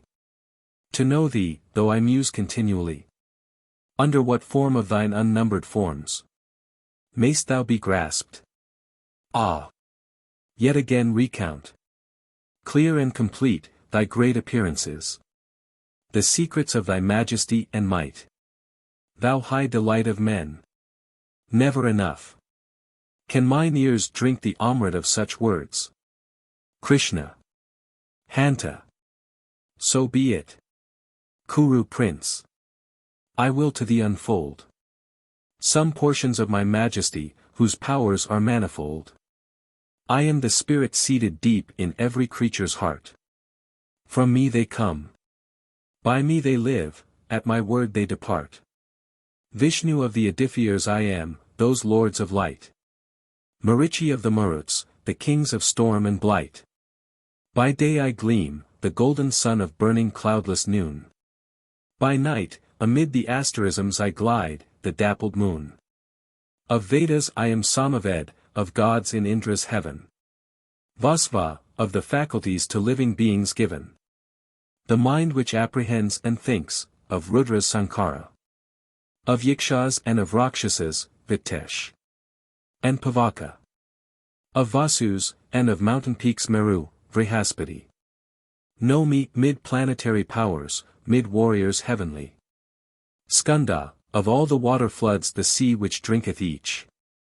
And Brigu of the holy saints, and Om of sacred speech. Of prayers the prayer ye whisper, of hills Himala's snow. And Aswatha, the fig tree, of all the trees that grow. Of the Devarshis, Narada. And Chitrarath of them. That sing in heaven, and Kapila of Munis, and the gem. Of flying steeds, Uchali's Ravas, from Amritwave which burst. Of elephants Aravata, of males the best and first. Of weapons Hivenes hot thunderbolt. Of cows white Kamadhuk. From whose great milky udder teats all heart's desires are strook. Vasuki of the serpent tribes, round Mandara entwined. And thousand-fanged Ananta, on whose broad coils reclined. Leans Vishnu, and of water things Varuna. Ariam. Of Pitris, and, of those that judge, Yama the judge I am. Of Daitya's dread Prahlada, of what meets days and years. Time's self I am, of woodland beasts, buffaloes, deers, and bears. The lordly painted tiger. Of birds the vast Garud. The whirlwind, mid the winds, mid chiefs Rama with blood embrued. Makar, mid fishes of the sea, and Ganges, mid the streams. Yeah. First, and last, and center of all which is or seems. I am, Arjuna. Wisdom supreme of what is wise. Words on the uttering lips I am, and eyesight of the eyes. And, of written characters, Dwandwa of knitted speech. An endless life, and boundless love, whose power sustaineth each. And bitter death which seizes all, and joyous sudden birth, which brings to light all beings that are to be on earth. And of the viewless virtues, fame, fortune, song am I. And memory, and patience. And craft, and constancy. Of Vedic hymns the Vrihatsam, of meters Gayatri. Of months the Margasirsha, of all the seasons 3. The flower-wreathed spring, in dicers play the conquering. 88. The splendor of the splendid, and the greatness of the great. Victory I am, and action. And the goodness of the good. And Vasudev of Vrishni's race, and of this Pandu brood. Thyself, my Arjuna. Thyself, for thou art mine. Of poets Usana, of saints Vyasa, sage divine. The policy of conquerors, the potency of kings. The great unbroken silence in learning's secret things. The lore of all the learned, the seed of all which springs. Living or lifeless, still or stirred, whatever beings be. None of them is in all the worlds, but it exists by me. Nor tongue can tell, Arjuna. Nor end of telling come. Of these my boundless glories, whereof I teach thee some. For wheresoe'er is wondrous work, and majesty, and might, from me hath all proceeded. Receive thou this aright. Yet how shouldst thou receive, O Prince, the vastness of this word? I, who am all, and made it all, abide its separate Lord. Here in Death Chapter 10 of the Bhagavad Gita, entitled Vibhuti Yag, or The Book of Religion by the Heavenly Perfections. Chapter 11. Of the Manifesting of the One and Manifold. Arjuna. This, for my soul's peace, have I heard from thee. The unfolding of the mystery supreme. Named Adhyatman, comprehending which my darkness is dispelled, for now I know. O lotus-eyed! Whence is the birth of men? And whence their death, and what the majesties of thine immortal rule? Fain would I see, as thou thyself declarest it, sovereign Lord, the likeness of that glory of thy form, wholly revealed. O thou divinest one! If this can be, if I may bear the sight, make thyself visible, Lord of all prayers. Show me thy very self, the eternal God. Krishna. Gaze, then, thou son of Pritha. I manifest for thee those 100,000 shapes that clothe my mystery. I show thee all my semblances, infinite, rich, divine. My changeful hues, my countless forms. See, in this face of mine, Adithyas, Vasus, Rudras, Ashwins, and Maruts. See, wonders unnumbered, Indian prince, revealed to none save thee. Behold, this is the universe, look. What is live and dead? I gather all in one, in me. Gaze, as thy lips have said, on God, eternal, very God. See me. What thou prayest, thou canst not, nor, with human eyes, Arjuna, ever mayest. Therefore I give thee sense divine. Have other eyes, new light. And, look. This is my glory, unveiled to mortal sight. Sanjaya. Then, O King, to God, so saying, stood, to Pritha's son displaying All the splendor, wonder, dread of his vast almighty head. Out of countless eyes beholding. Out of countless mouths commanding. Countless mystic forms enfolding. In one form, supremely standing. Countless radiant glories wearing. Countless heavenly weapons bearing. Crowned with garlands of star clusters. Robed in garb of woven lustres. Breathing from his perfect presence. Breaths of every subtle essence. Of all heavenly odors. Shedding. Blinding brilliance, overspreading. Boundless, beautiful, all spaces. With his all-regarding faces. So he showed. If there should rise. Suddenly within the skies. Sunburst of 1,000 suns. Flooding earth with beams undeemed of. Then might be that Holy One's majesty and radiance dreamed of. So did Pandu's son behold. All this universe enfold. All its huge diversity. Into one vast shape, and be visible, and viewed, and blended. In one body, subtle, splendid. Nameless, all-comprehending. God of gods, the never-ending. Deity. But, sore amazed. Thrilled, o'erfilled, dazzled, and dazed. Arjuna knelt, and bowed his head. And clasped his palms, and cried, and said. Arjuna. Yeah. I have seen. I see. Lord. All is wrapped in thee.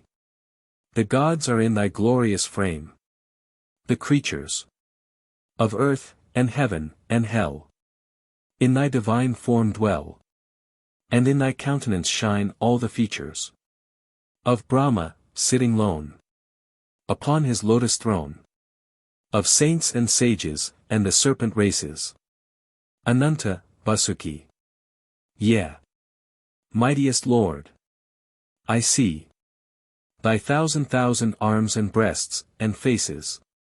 And eyes on every side. Perfect, diversified. And nowhere end of thee, nowhere beginning. Nowhere a center. Shifts. Wherever soul's gaze lifts. Thy central self, all wielding, and all winning. Infinite King. I see. The anadem on thee. The club, the shell, the discus. See thee burning. In beams insufferable. Lighting earth, heaven, and hell. With brilliance blazing, glowing, flashing, turning. Darkness to dazzling day. Look I whichever way. Ah, Lord! I worship thee, the undivided. The uttermost of thought. The treasure palace wrought. To hold the wealth of the worlds, the shield provided. To shelter virtue's laws. The fount whence life's stream draws. All waters of all rivers of all being. The one unborn, unending. Unchanging and unblending. With might and majesty, past thought, past seeing. Silver of moon and gold. Of sun are glories rolled. From thy great eyes, thy visage, beaming tender. Throughout the stars and skies. Doth to warm life surprise. Thy universe. The worlds are filled with wonder. Of thy perfections. Space. Star-sprinkled, and void place. From pole to pole of the blue, from bound to bound. Hath thee in every spot. Thee, where thou art not. O holy, marvelous form. Is nowhere found. O mystic, awful one. At sight of thee, made known. The three worlds quake, the lower gods draw nigh thee. They fold their palms, and bow. Body, and breast, and brow. And, whispering worship, laud and magnify thee. Rishis and Siddhas cry. Hail! Highest majesty! From sage and singer breaks the hymn of glory. In dulcet harmony. Sounding the praise of thee. While countless companies take up the story. Rudras, who ride the storms. Adithya's shining forms. Vasus and Satyas, Vishvas, Ashmapas. Maruts, and those great twins. The heavenly, fair, Ashwins. Gandharvas, Rakshasas, Siddhas, and Asuras. These see thee, and revere. In sudden stricken fear. Yeah. The worlds, seeing thee with forms stupendous. With faces manifold. With eyes which all behold. Unnumbered eyes, vast arms, members tremendous. Flanks, lit with sun and star. Feet planted near and far. Tushas of terror, mouths wrathful and tender. The three wide worlds before thee. Adore, as I adore thee. Quake, as I quake, to witness so much splendor. I mark thee strike the skies. With front, in wondrous wise. Huge, rainbow painted, glittering. And thy mouth. Opened, and orbs which see. All things, whatever be. In all thy worlds, east, west, and north and south. O eyes of God! O head! My strength of soul is fled. Gone is heart's force, rebuked is mind's desire. When I behold thee so. With awful brows aglow. With burning glance, and lips lighted by fire. Fierce as those flames which shall consume, at close of all. Earth, heaven. Ah me! I see no earth and heaven. Thee, Lord of Lords. I see. Thee only, only thee. Now let thy mercy unto me be given. Thou refuge of the world. Lo! To the cavern hurled. Of thy wide open throat, and lips white tushed. I see our noblest ones. Great Dhritarashtra's sons. Bhishma, Drona, and Karna, caught and crushed. The kings and chiefs drawn in. That gaping gorge within.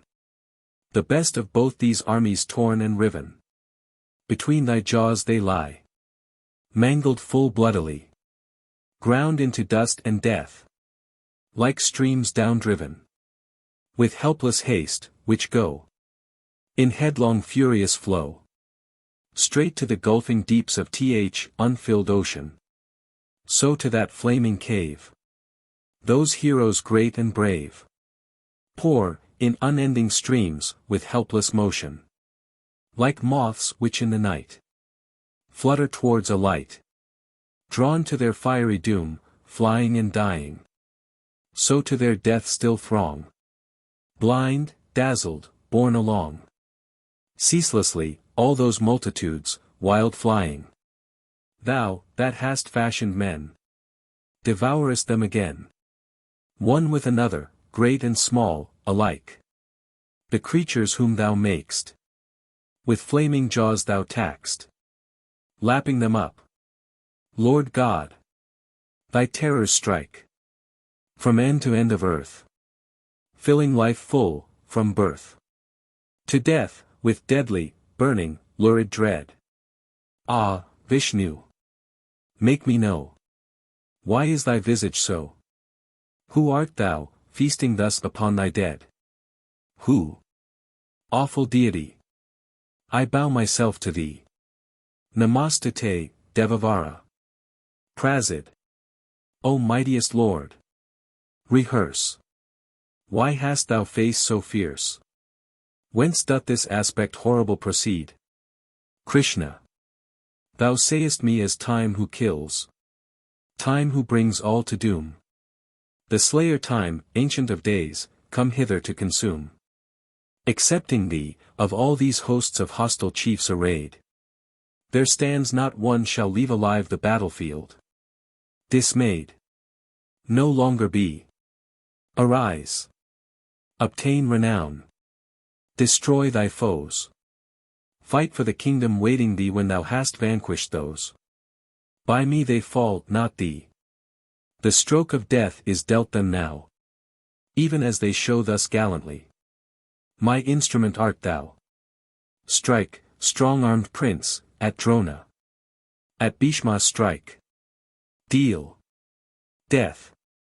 On Karna, Jayadratha, stay all their warlike breath. 'Tis I who bid them perish. Thou wilt but slay the slain. Fight. They must fall, and thou must live, victor upon this plain. Sanjaya. Hearing mighty Keshav's word. Trembling that helmed lord. Clasped his lifted palms, and, praying. Grace of Krishna, stood there, saying. With bowed brow and accents broken. These words, timorously spoken. Arjuna. Worthily, Lord of might.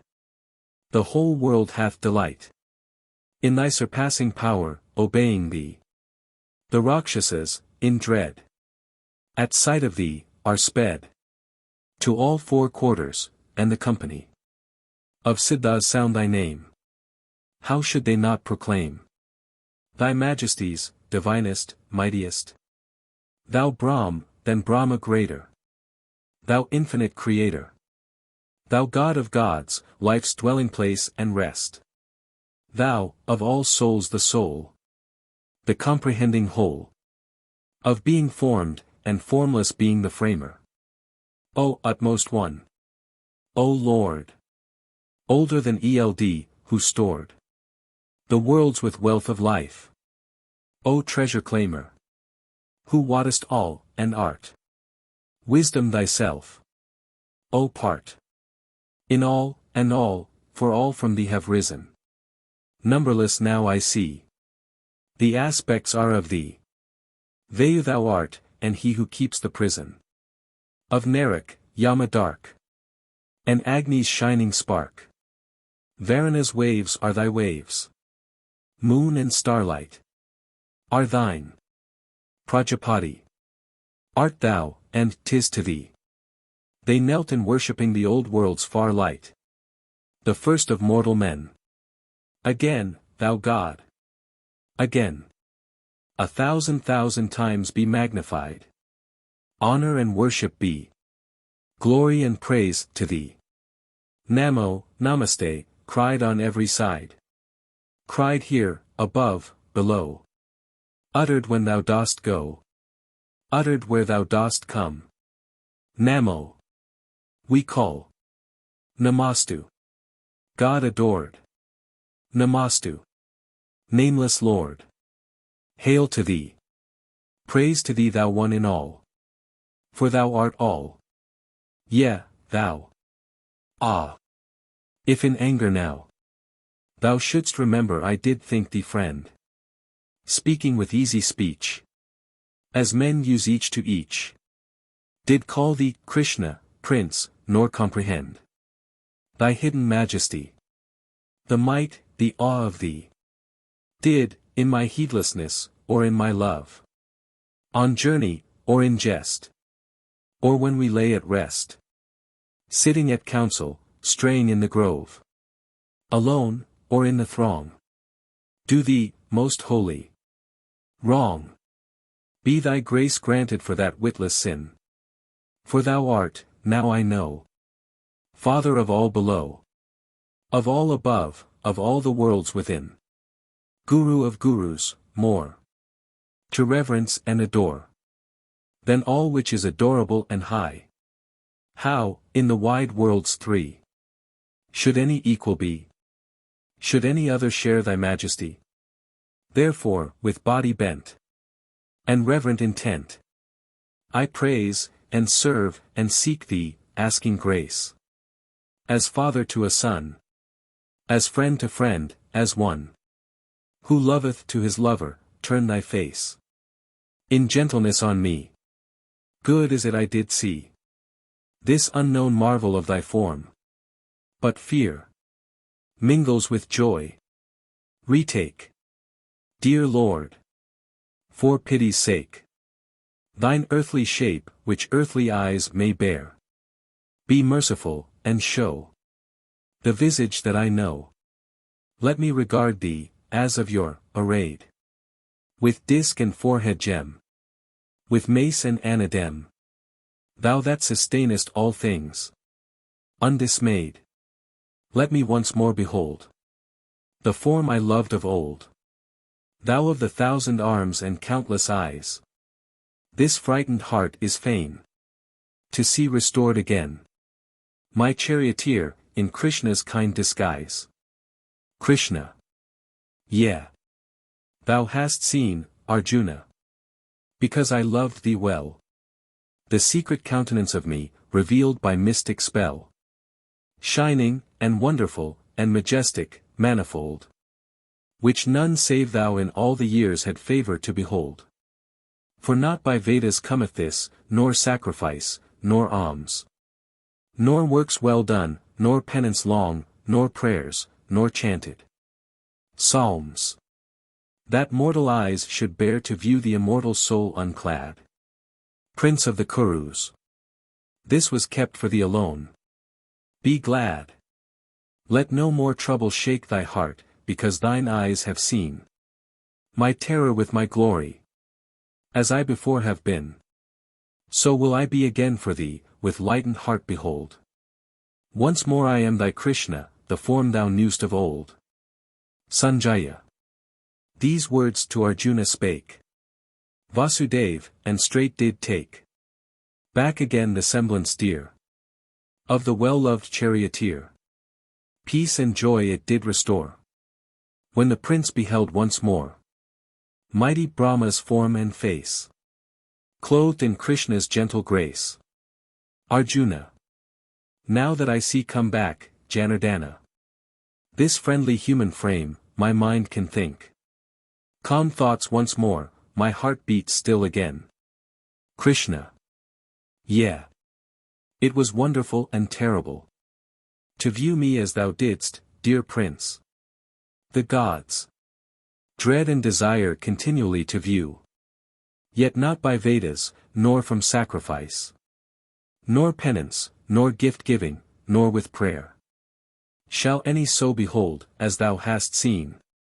Only by fullest service, perfect faith, and uttermost surrender am I known, and seen, and entered into, Indian prince, who doeth all for me, who findeth me in all, adoreth always, loveth all, which I have made, and me, for love's sole end.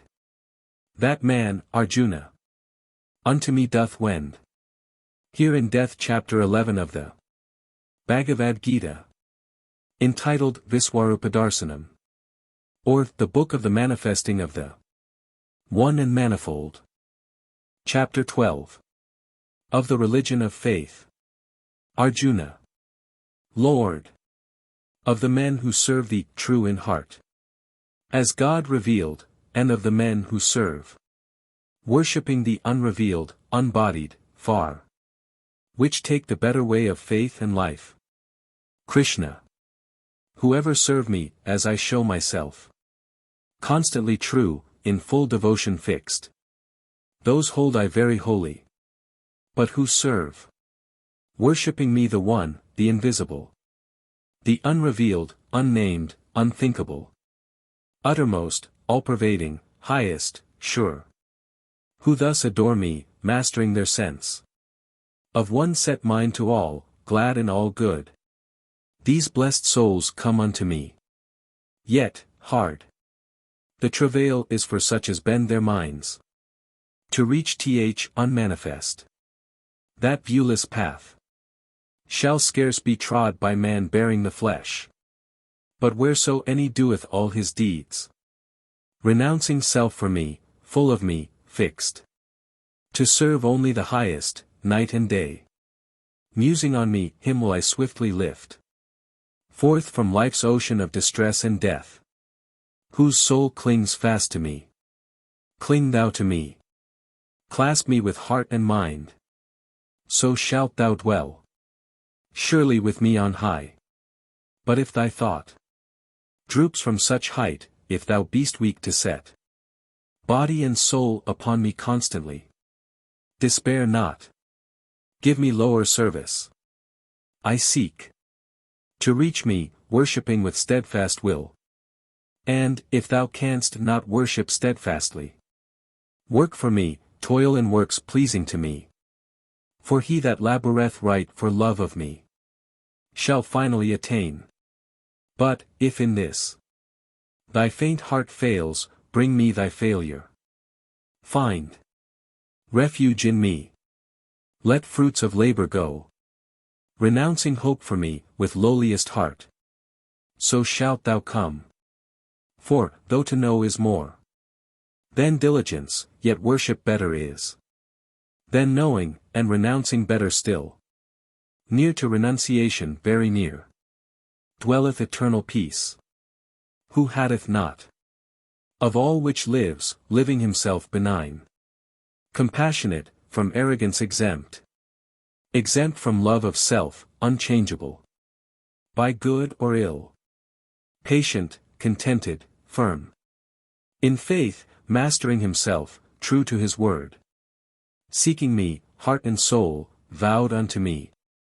That man I love, who troubleth not his kind, and is not troubled by them, clear of wrath, living too high for gladness, grief, or fear. That man I love, who, dwelling quiet-eyed, stainless, serene, well-balanced, unperplexed, working with me, yet from all works detached. That man I love, who, fixed in faith on me, dotes upon none, scorns none, rejoices not, and grieves not, letting good or evil hap, light when it will, and when it will depart. That man I love, who, unto friend and foe, keeping an equal heart, with equal mind, bears shame and glory, with an equal peace, takes heat and cold, pleasure and pain, abides, quit of desires, hears praise or calumny, in passionless restraint, unmoved by each, linked by no ties to earth, steadfast in me. That man I love. But most of all I love those happy ones to whom 'tis life to live in single fervid faith and love unseeing, drinking the blessed Amrit of my being.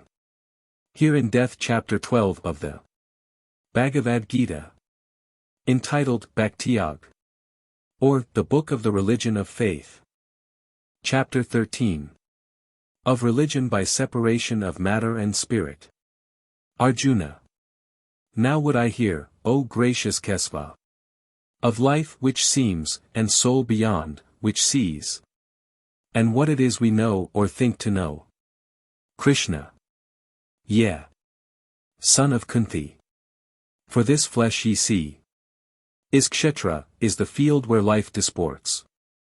And that which views and knows it is the soul. Kshetrajna. In all fields, thou Indian prince, I am Kshetrajna. I am what surveys. Only that knowledge knows which knows the known. By the knower. What it is, that field of life. What qualities it hath, and whence it is. And why it changeth, and the faculty that wotteth it, the mightiness of this. And how it wotteth, hear these things from me. The elements, the conscious life, the mind, the unseen vital force, the 9 strange gates of the body, and the 5 domains of sense. Desire, dislike, pleasure and pain, and thought. Deep woven, and persistency of being. These all are wrought on matter by the soul. Humbleness, truthfulness, and harmlessness. Patience and honor, reverence for the wise. Purity, constancy, control of self. Contempt of sense delights, self-sacrifice. Perception of the certitude of ill.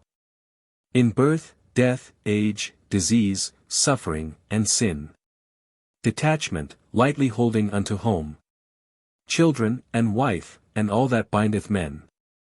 An ever tranquil heart in fortune's good. And fortune's evil, with a will set firm.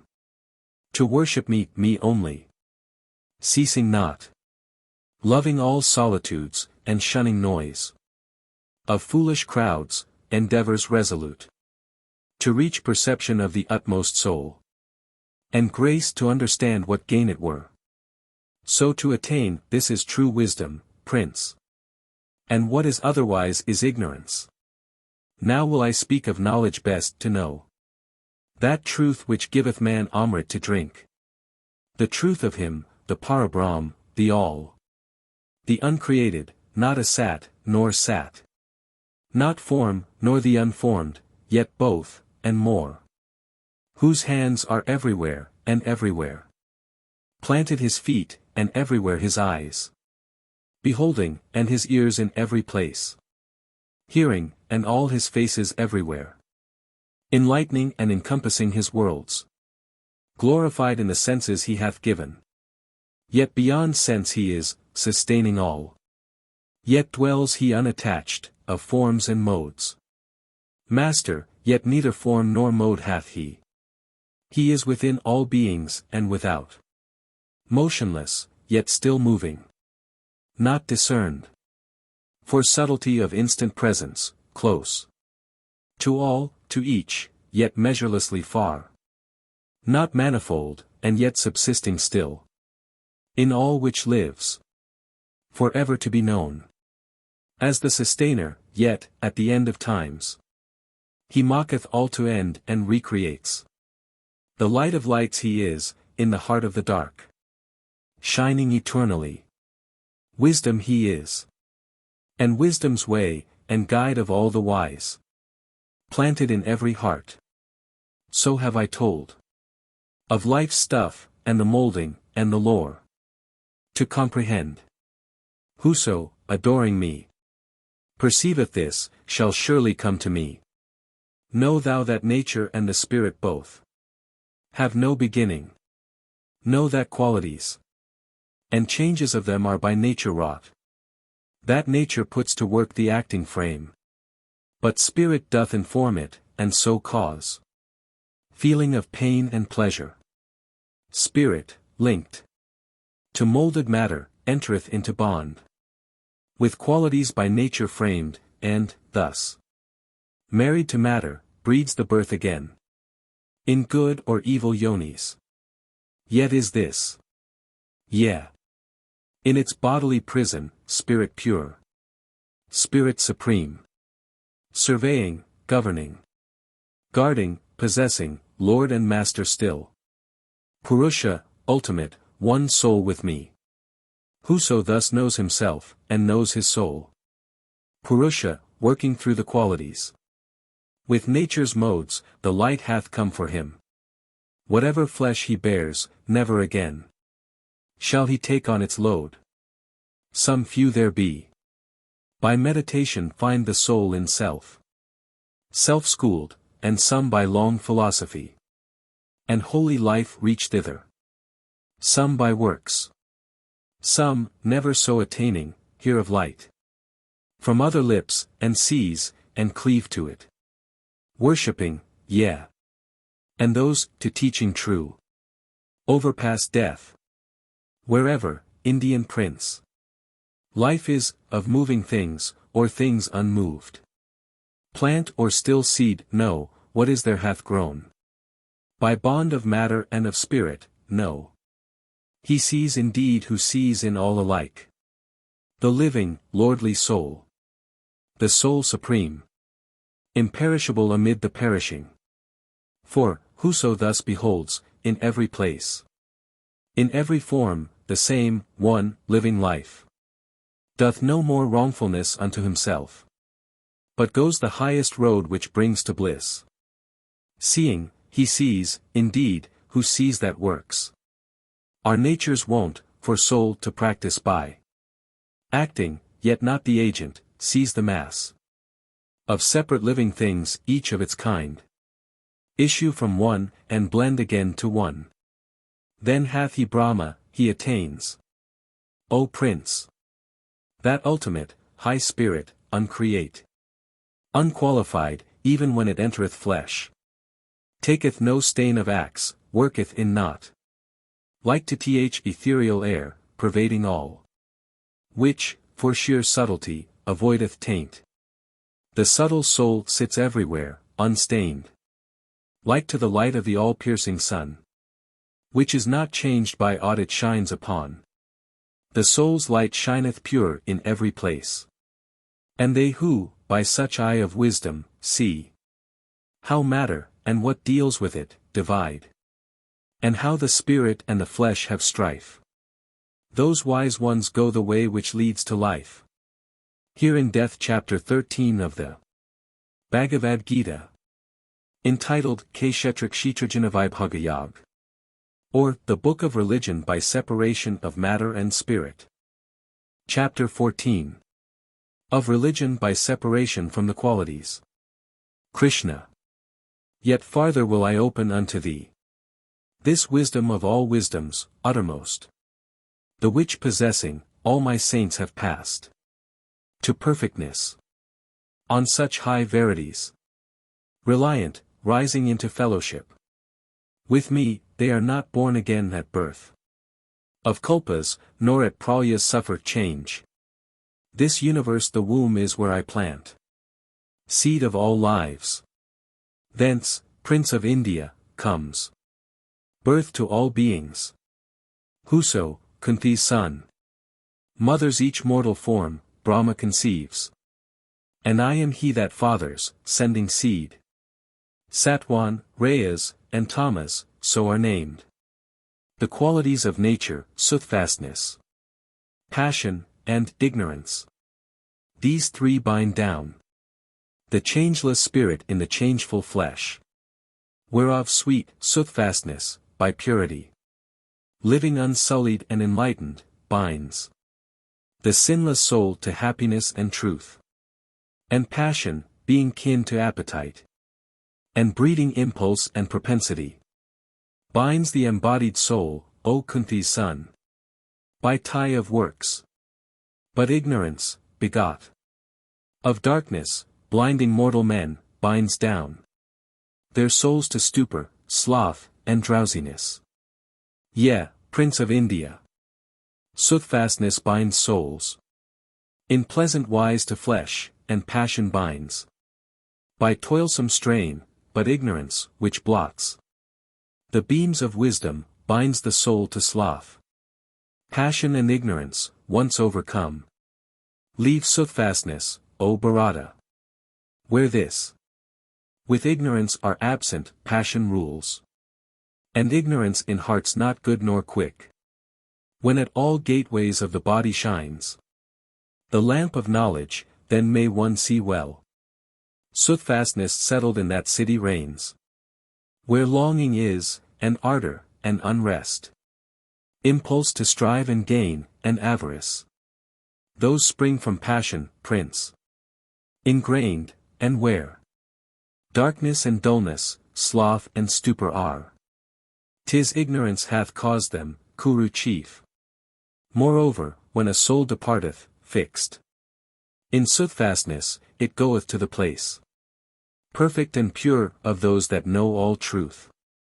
If it departeth in set habitude of impulse, it shall pass into the world of spirits tied to works, and, if it dies in hardened ignorance, that blinded soul is born anew in some unlighted womb. The fruit of soothfastness is true and sweet. The fruit of lusts is pain and toil, the fruit of ignorance is deeper darkness. Yea. For light brings light, and passion ache to have. And gloom, bewilderments, and ignorance grow forth from ignorance. Those of the first rise ever higher. Those of the second mode take a mid-place, the darkened souls sink back to lower deeps, loaded with witlessness. When, watching life, the living man perceives the only actors are the qualities, and knows what rules beyond the qualities, then is he come nigh unto me. The soul, thus passing forth from the three qualities, whereby arise all bodies, overcomes birth, death, sorrow, and age, and drinketh deep the undying wine of Amrit. Arjuna. O, my lord! Which be the signs to know him that hath gone past the three modes? How liveth he? What way letteth him safe beyond the threefold modes? Krishna. He who with equanimity surveys Luster of goodness, strife of passion, sloth. Of ignorance, not angry if they are. Not wishful when they are not, he who sits a sojourner and stranger in their midst. Unruffled, standing off. Saying, serene. When troubles break, these be the qualities. He unto whom, self-centered, grief and joy sound as one word, to whose deep-seeing eyes the clod, the marble, and the gold are one. Whose equal heart holds the same gentleness. For lovely and unlovely things, firm set. Well pleased in praise and dispraise, satisfied. With honor or dishonor, unto friends. And unto foes alike in tolerance. Detached from undertakings he is named. Surmounter of the qualities. And such. With single, fervent faith adoring me. Passing beyond the qualities, conforms to Brahma, and attains me. For I am that whereof Brahma is the likeness. Mine. The Amrit is, and immortality is mine, and mine perfect felicity. Here in Death chapter 14 of the Bhagavad Gita, entitled Gunatraya Vibhagayog, or the Book of Religion by Separation from the Qualities. Chapter 15. Of Religion by Attaining the Supreme. Krishna.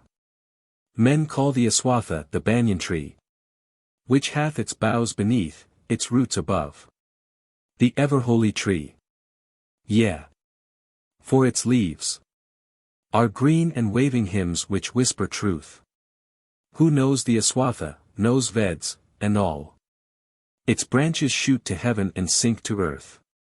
Even as the deeds of men, which take their birth from qualities, its silver sprays and blooms.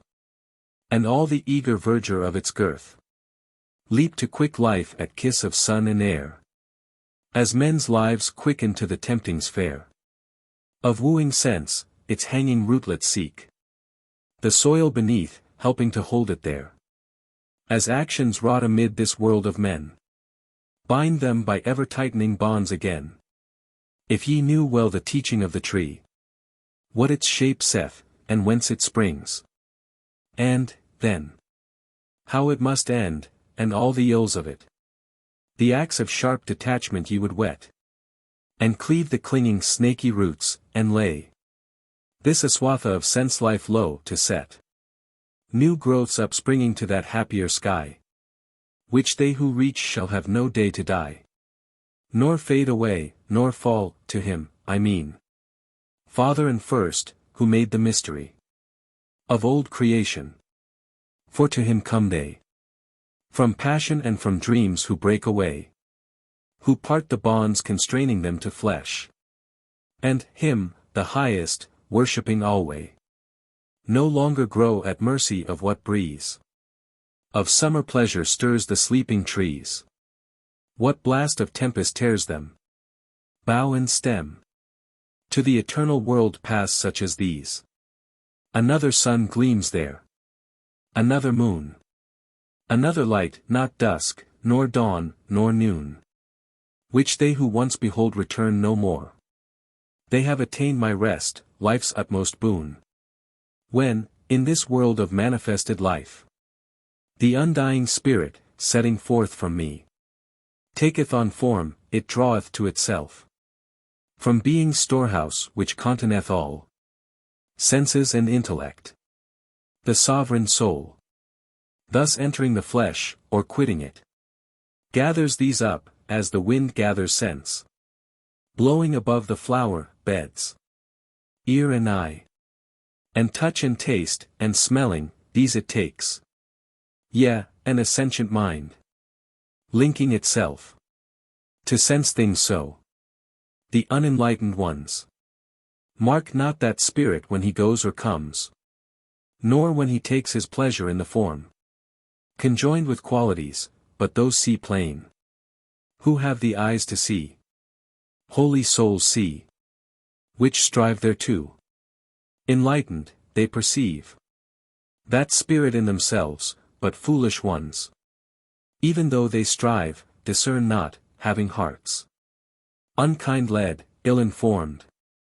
No, too, from me shineth the gathered glory of the suns, which lighten all the world. From me the moons draw silvery beams, and fire fierce loveliness. I penetrate the clay, and lend all shapes their living force. I glide into the plant, root, leaf, and bloom to make the woodlands green with springing sap, becoming vital warmth. I glow in glad, respiring frames, and pass with outward and with inward breath, to feed the body by all meats. For in this world, being is twofold, the divided, one. The undivided, one. All things that live are the divided. That which sits apart, the undivided. Higher still is he, the highest, holding all, whose name is Lord. The eternal, sovereign, first, who fills all worlds, sustaining them, and dwelling thus beyond. Divided being and undivided I am called of men and Vedas, life supreme. The Purushottama, who knows me thus, with mind unclouded, knoweth all, dear Prince, and with his whole soul ever worshipped me. Now is the sacred, secret mystery declared to thee. Who comprehendeth this hath wisdom. He is quit of works in bliss. Here in Death chapter 15 of the Bhagavad Gita, entitled Purushottamaprakshayag, or the Book of Religion by Attaining the Supreme. Chapter 16. Of the Separateness of the Divine and the Undivine. Krishna. Fearlessness, singleness of soul, the will. Always to strive for wisdom, opened hand. And governed appetites, and piety. And love of lonely study. Humbleness. Uprightness, he to injure not which lives. Truthfulness, slowness unto wrath, a mind that lightly letteth go what others prize. And equanimity, and charity, which speeth no man's faults, and tenderness towards all that suffer. A contented heart, fluttered by no desires, a bearing mild, modest, and grave, with manhood nobly mixed, with patience, fortitude, and purity. An unrevengeful spirit, never given to rate itself too high, such be the signs, O Indian Prince, of him whose feet are set on that fair path which leads to heavenly birth. Deceitfulness, and arrogance, and pride, quickness to anger, harsh and evil speech, and ignorance, to its own darkness blind. These be the signs, my Prince, of him whose birth is fated for the regions of the vile. The heavenly birth brings to deliverance. So shouldst thou know. The birth with Asuras brings into bondage. Be thou joyous, Prince, whose lot is set apart for heavenly birth. Two stamps there are marked on all living men, divine and undivine. I spake to thee. By what marks thou shouldst know the heavenly man? Hear from me now of the unheavenly. They comprehend not, the unheavenly. How souls go forth from me, nor how they come back unto me, nor is there truth in these, nor purity, nor rule of life.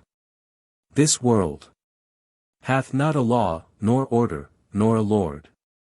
So say they, nor hath risen up by cause, following on cause, in perfect purposing, but is none other than a house of lust. And, this thing thinking, all those ruined ones, of little wit, dark-minded, give themselves to evil deeds, the curses of their kind, surrendered to desires insatiable, full of deceitfulness, folly, and pride. In blindness cleaving to their errors, caught into the sinful course. They trust this lie, as it were true, this lie which leads to death, finding in pleasure all the good which is And crying, here it finisheth. Ensnared. In nooses of 100 idle hopes. Slaves to their passion and their wrath, they buy. Wealth with base deeds, to glut hot appetites. Thus much, today, they say, we gained. Thereby. Such and such wish of heart shall have its fill. And this is ours. And other shall be ours. Today we slew a foe, and we will slay our other enemy tomorrow. Look! Are we not lords? Make we not goodly cheer? Is not our fortune famous, brave, and great? Rich are we, proudly born. What other men live like to us? Kill, then, for sacrifice. Cast largesse, and be merry. So they speak. Darkened by ignorance.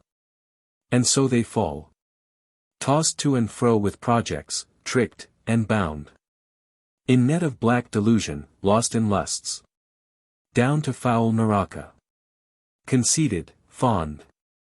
Stubborn and proud, dead drunken with the wine.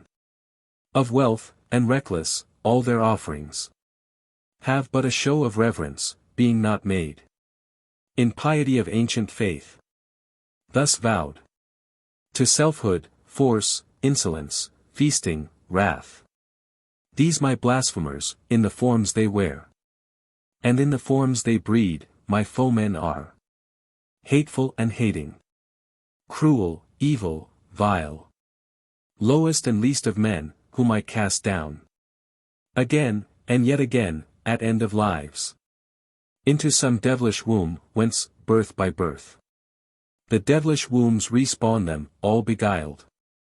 And, till they find and worship me, sweet prince. Tread they that nether road. The doors of hell are threefold, whereby men to ruin pass. The door of lust, the door of wrath, the door of avarice. Let a man shun those three. He who shall turn aside from entering all those 3 gates of Narak, wendeth straight to find his peace, and comes to Swarga's gate. Here in Death chapter 16 of the Bhagavad Gita, entitled Devasarasapadvibhagayag, or the Book of the Separateness of the Divine and Undivine. Chapter 17. Of Religion by the Threefold Kinds of Faith. Arjuna. If men forsake the holy ordinance, heedless of Shastras, yet keep faith at heart, and worship, what shall be the state of those? Great Krishna. Satwan, Rajas, Tamas. Say. Krishna. Threefold the faith is of mankind, and springs from those 3 qualities becoming true, or passion-stained, or dark, as thou shalt hear. The faith of each believer, Indian prince, conforms itself to what he truly is. Where thou shalt see a worshipper, that one to what he worships lives assimilate. Such as the shrine, so is the votary. The soothfast souls adore true gods, the souls obeying Rajas worship Rakshasas, or Yakshas. And the men of darkness pray to Pretas and to Buddhas. Yea, and those who practice bitter penance, not enjoined by rightful rule, penance which hath its root in self-sufficient, proud hypocrisies. Those men, passion-beset, violent, wild, torturing, the witless ones, my elements, shut in fair company within their flesh. Nay, me myself, present within the flesh. Know them to devils devoted, not to heaven. For like as foods are threefold for mankind, in nourishing, so is their threefold way of worship, abstinence, and almsgiving. Hear this of me. There is a food which brings force, substance, strength, and health, and joy to live. Being well seasoned, cordial, comforting. The soothfast meat. And there be foods which bring aches and unrests, and burning blood, and grief. Being too biting, heating, salt, and sharp. and therefore craved by too strong appetite. And there is foul food kept from overnight. Savorless, filthy, which the foul will eat. A feast of rottenness, meat for the lips. Of such as love the darkness. Thus with rites. A sacrifice not for rewardment made.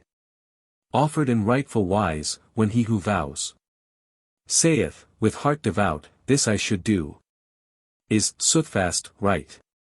But sacrifice for gain, offered for good repute, be sure that this, O best of Bharatas, is Rajas right. With stamp of passion. And a sacrifice, offered against the laws, with no due dole. Of food giving, with no accompaniment. Of hallowed hymn, nor largesse to the priests. In faithless celebration, call it vile. The deed of darkness. Lost. Worship of gods. Meriting worship, lowly reverence. Of twice-borns, teachers, elders, purity. Rectitude, and the Brahmacharyas vow. And not to injure any helpless thing. These make a true religiousness of act. Words causing no man woe, words ever true. Gentle and pleasing words, and those ye say. In murmured reading of a sacred writ. These make the true religiousness of speech. Serenity of soul, benignity. Sway of the silent spirit, constant stress. To sanctify the nature, these things make. Good right, and true religiousness of mind. Such threefold faith, in highest piety. Kept, with no hope of gain, by hearts devote. Is perfect work of Satwan, true belief. Religion shown in act of proud display. To win good entertainment, worship, fame. Such, say I, is of Rajas, rash and vain. Religion followed by a witless will. To torture self, or come at power to hurt. Another, 'tis of Tamas, dark and ill. The gift lovingly given, when one shall say, now must I gladly give, when he who takes can render nothing back. Made in due place, due time, and to a meet recipient. Is gift of Satwan, fair and profitable. The gift selfishly given, where to receive. Is hoped again, or when some end is sought. Or where the gift is proffered with a grudge. This is of Rajas, stained with impulse, Illinois. The gift churlishly flung, at evil time. In wrongful place, to base recipient. Made in disdain or harsh unkindliness. Is gift of Tamas, dark, it doth not bless. Here in Death chapter 17 of the Bhagavad Gita. Entitled Sraddhatraya Vibhagayag. Or, the Book of Religion by the Threefold. Kinds of Faith. Chapter 18. Of Religion by Deliverance and Renunciation. Arjuna. Fain would I better know, thou glorious one. The very truth, heart's lord, of sannyas. Abstention, and renunciation, Lord. Tyaga, and what separates these twain? Krishna. The poets rightly teach that sannyas is the foregoing of all acts which spring out of desire, and their wisest say. Tyaga is renouncing fruit of acts. There be among the saints some who have held all action sinful, and to be renounced. And some who answer, nay. The goodly acts, as worship, penance, alms, must be performed. Hear now my sentence, best of Bharatas. 'Tis well set forth, O chaser of thy foes. Renunciation is of threefold form. And worship, penance, alms, not to be stayed. Nay, to be gladly done, for all those three are purifying waters for true souls. Yet must be practiced even those high works. In yielding up attachment, and all fruit produced by works. This is my judgment, Prince. This my insuperable and fixed decree. Abstaining from a work by right prescribed never is meet. So to abstain doth spring from darkness, and delusion teacheth it. Abstaining from a work grievous to flesh. When one saith, 'tis unpleasing, this is null. Such an one acts from passion, not of gain. Wins his renunciation. But, Arjuna, abstaining from attachment to the work. Abstaining from rewardment in the work. While yet one doeth it full faithfully. Saying, 'tis right to do, that is, true act. And abstinence. Who doeth duty so? Unvexed if his work fail, if it succeed. Unflattered, in his own heart justified. Quit of debates and doubts, his is, true act. For, being in the body, none may stand. Wholly aloof from act. Yet, who abstains from profit of his acts is abstinent. The fruit of labors, in the fives to come, is threefold for all men, desirable, and undesirable, and mixed of both. But no fruit is at all where no work was. Hear from me, long-armed Lord, the makings five, which go to every act, in Sankhya taught, as necessary. First the force, and then the agent, next, the various instruments. Fourth, the especial effort, fifth, the God. What work soever any mortal doth, of body, mind, or speech, evil or good, by these five doth he that. Which being thus, whoso, for lack of knowledge, seeth himself as the sole actor, knoweth not at all, and seeth not. Therefore, I say, if one, holding aloof from self with unstained mind, should slay all yonder host, being bid to slay, he doth not slay, he is not bound thereby.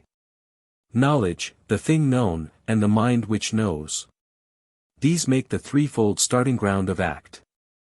The act, the actor, and the instrument. These make the threefold total of the deed. But knowledge, agent, act, are differenced by three dividing qualities. Hear now. Which be the qualities dividing them? There is true knowledge. Learn thou it is this: to see one changeless life in all the lives, and in the separate, one inseparable. There is imperfect knowledge, that which sees the separate existences apart, and, being separated, holds them real. There is false knowledge, that which blindly clings to one as if 'twere all, seeking no cause. Deprived of light, narrow, and dull, and dark. There is right action, that which, being enjoined, is wrought without attachment, passionlessly. For duty, not for love, nor hate, nor gain. There is vain action, that which men pursue, aching to satisfy desires, impelled by sense of self, with all-absorbing stress. This is of rajas, passionate and vain. There is dark action, when one doth a thing, heedless of issues, heedless of the hurt or wrong for others, heedless if he harm his own soul. 'Tis of tamas, black and bad. There is the rightful doer, he who acts free from self-seeking, humble, resolute, steadfast, in good or evil hap the same. Content to do aright, he truly acts. There is impassioned doer, he that works from impulse, seeking profit, rude and bold, to overcome, unchastened, slave by turns, of sorrow and of joy, of rajas he. And there be evil doers, loose of heart, low-minded, stubborn, fraudulent, remiss, dull, slow, despondent, children of the dark. Here, too, of intellect and steadfastness. The threefold separation, conqueror prince. How these are set apart by qualities. Good is the intellect which comprehends the coming forth and going back of life. What must be done, and what must not be done. What should be feared, and what should not be feared. What binds and what emancipates the soul. That is of Satwan, prince. Of soothfastness, Marred is the intellect which, knowing right, and knowing wrong, and what is well to do, and what must not be done, yet understands. Not with firm mind, nor as the calm truth is. This is of Rajas, prince, and passionate. Evil is intellect which, wrapped in gloom, looks upon wrong as right, and sees all things contrariwise of truth. O Pritha's son! That is of Tamas, dark and desperate.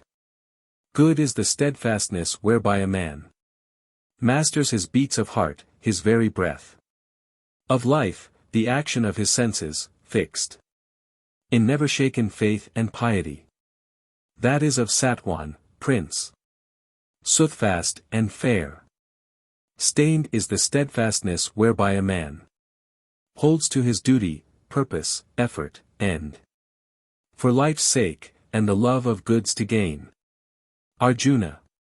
'Tis of Rayas, passion stamped. Sad is the steadfastness wherewith the fool cleaves to his sloth, his sorrow, and his fears, his folly and despair.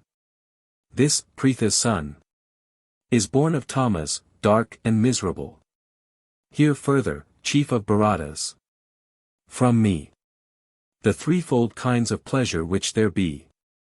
Good pleasure is the pleasure that endures, banishing pain for aye, bitter at first, as poison to the soul, but afterward sweet as the taste of Amrit. Drink of that. It springeth in the spirit's deep content. And painful pleasure springeth from the bond between the senses and the sense world. Sweet as Amrit is its first taste, but its last bitter as poison.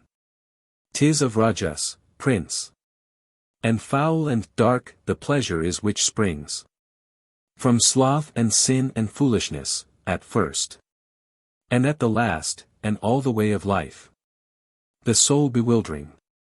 'Tis of Tamas, prince, for nothing lives on earth, nor midst the gods in utmost heaven, but hath its being bound with these three qualities, by nature framed. The work of Brahmins, Kshatriyas, Vaishyas, and Sudras, O thou slayer of thy foes, is fixed by reason of the qualities planted in each. A Brahman's virtues, prince, born of his nature, are serenity, self-mastery, religion, purity, patience, uprightness, learning, and to know the truth of things which be. A Kshatriya's pride, born of his nature, lives in valor, fire, constancy, skillfulness, spirit in fight, and open-handedness and noble mien, as of a lord of men. A Vaishya's task, born with his nature, is to till the ground, tend cattle, venture trade. A Sudra's state, suiting his nature, is to minister. Whoso performeth, diligent, content, the work allotted him, whatever it be, lays hold of perfectness. Hear how a man findeth perfection, being so content.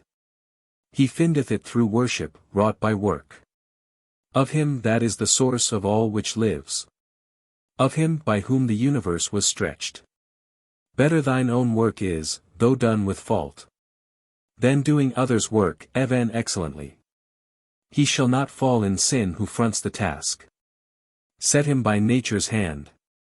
Let no man leave his natural duty, prince, though it bear blame. For every work hath blame, as every flame is wrapped in smoke. Only that man attains perfect surcease of work whose work was wrought with mind unfettered, soul wholly subdued. Desires for ever dead, results renounced. Learn from me, son of Kunti, also this. How one, attaining perfect peace, attains Brahm, the supreme, the highest height of all. Devoted, with a heart grown pure, restrained in lordly self-control, foregoing wiles of song and senses, freed from love and hate. Dwelling, mid solitudes, in diet spare. With body, speech, and will tame to obey. Ever to holy meditation vowed.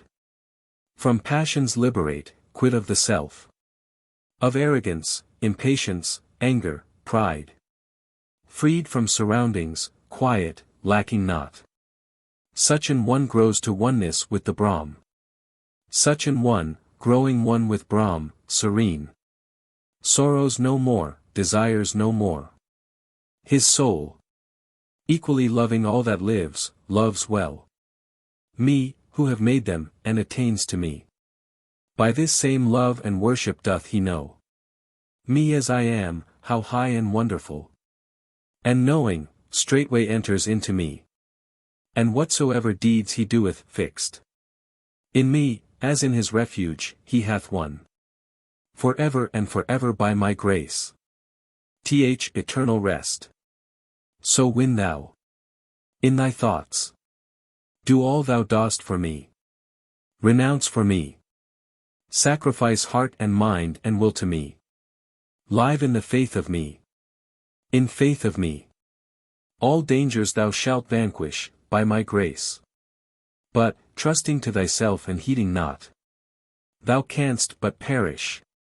If this day thou say'st, relying on thyself, I will not fight. Vain will the purpose prove. Thy qualities would spur thee to the war. What thou dost shun, misled by fair illusions, thou wouldst seek. Against thy will, when the task comes to thee, waking the promptings in thy nature set. There lives a master in the hearts of men. Mocketh their deeds, by subtle pulling strings. Dance to what tune he will. With all thy soul. Trust him, and take him for thy succor, Prince. So, only so, Arjuna, shalt thou gain, by grace of him, the uttermost repose. The eternal place. Thus hath been opened thee. This truth of truths, the mystery more hid than any secret mystery. Meditate. And, as thou wilt, then act. Nay. But once more. Take my last word, my utmost meaning have. Precious thou art to me, right well beloved. Listen. Tell thee for thy comfort this. Give me thy heart. Adore me. Serve me. Cling. In faith and love and reverence to me. So shalt thou come to me. I promise true. For thou art sweet to me. And let go those rights and writ duties. Fly to me alone. Make me thy single refuge. Will free thy soul from all its sins. Be of good cheer. Hide, the holy Krishna saith. This from him that hath no faith. Him that worships not, nor seeks wisdom's teaching when she speaks. Hide it from all men who mock. But, wherever, mid the flock of my lovers, one shall teach this divinest, wisest, speech. Teaching in the faith to bring truth to them, and offering of all honor unto me. Unto Brahma cometh he. Nay, and nowhere shall ye find any man of all mankind doing dearer deed for me.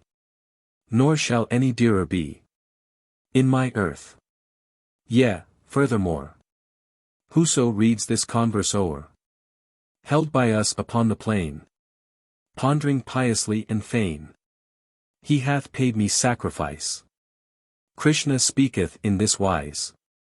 Yea, and whoso, full of faith, heareth wisely what it saith, heareth meekly when he dies, surely shall his spirit rise to those regions where the blessed, free of flesh, in joyance rest. Hath this been heard by thee, O Indian prince? With mind intent? Hath all the ignorance which bred thy trouble vanished, my Arjuna? Arjuna. Trouble and ignorance are gone. The light hath come unto me, by thy favor, Lord. Now am I fixed. My doubt is fled away. According to thy word, so will I do. Sanjaya.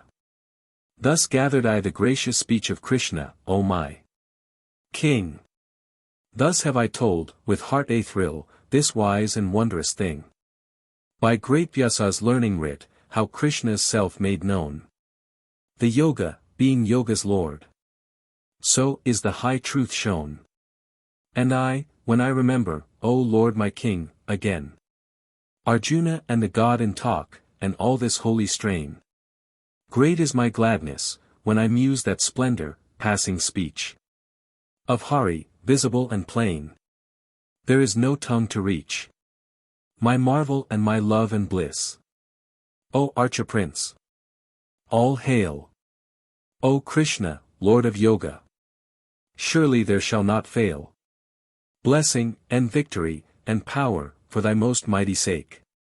Where this song comes of Arjuna, and how with God he spake. Here ends, with chapter 18. Entitled Mokshasanyasayag. Or, The Book of Religion by Deliverance and Renunciation. The Bhagavad Gita. The end.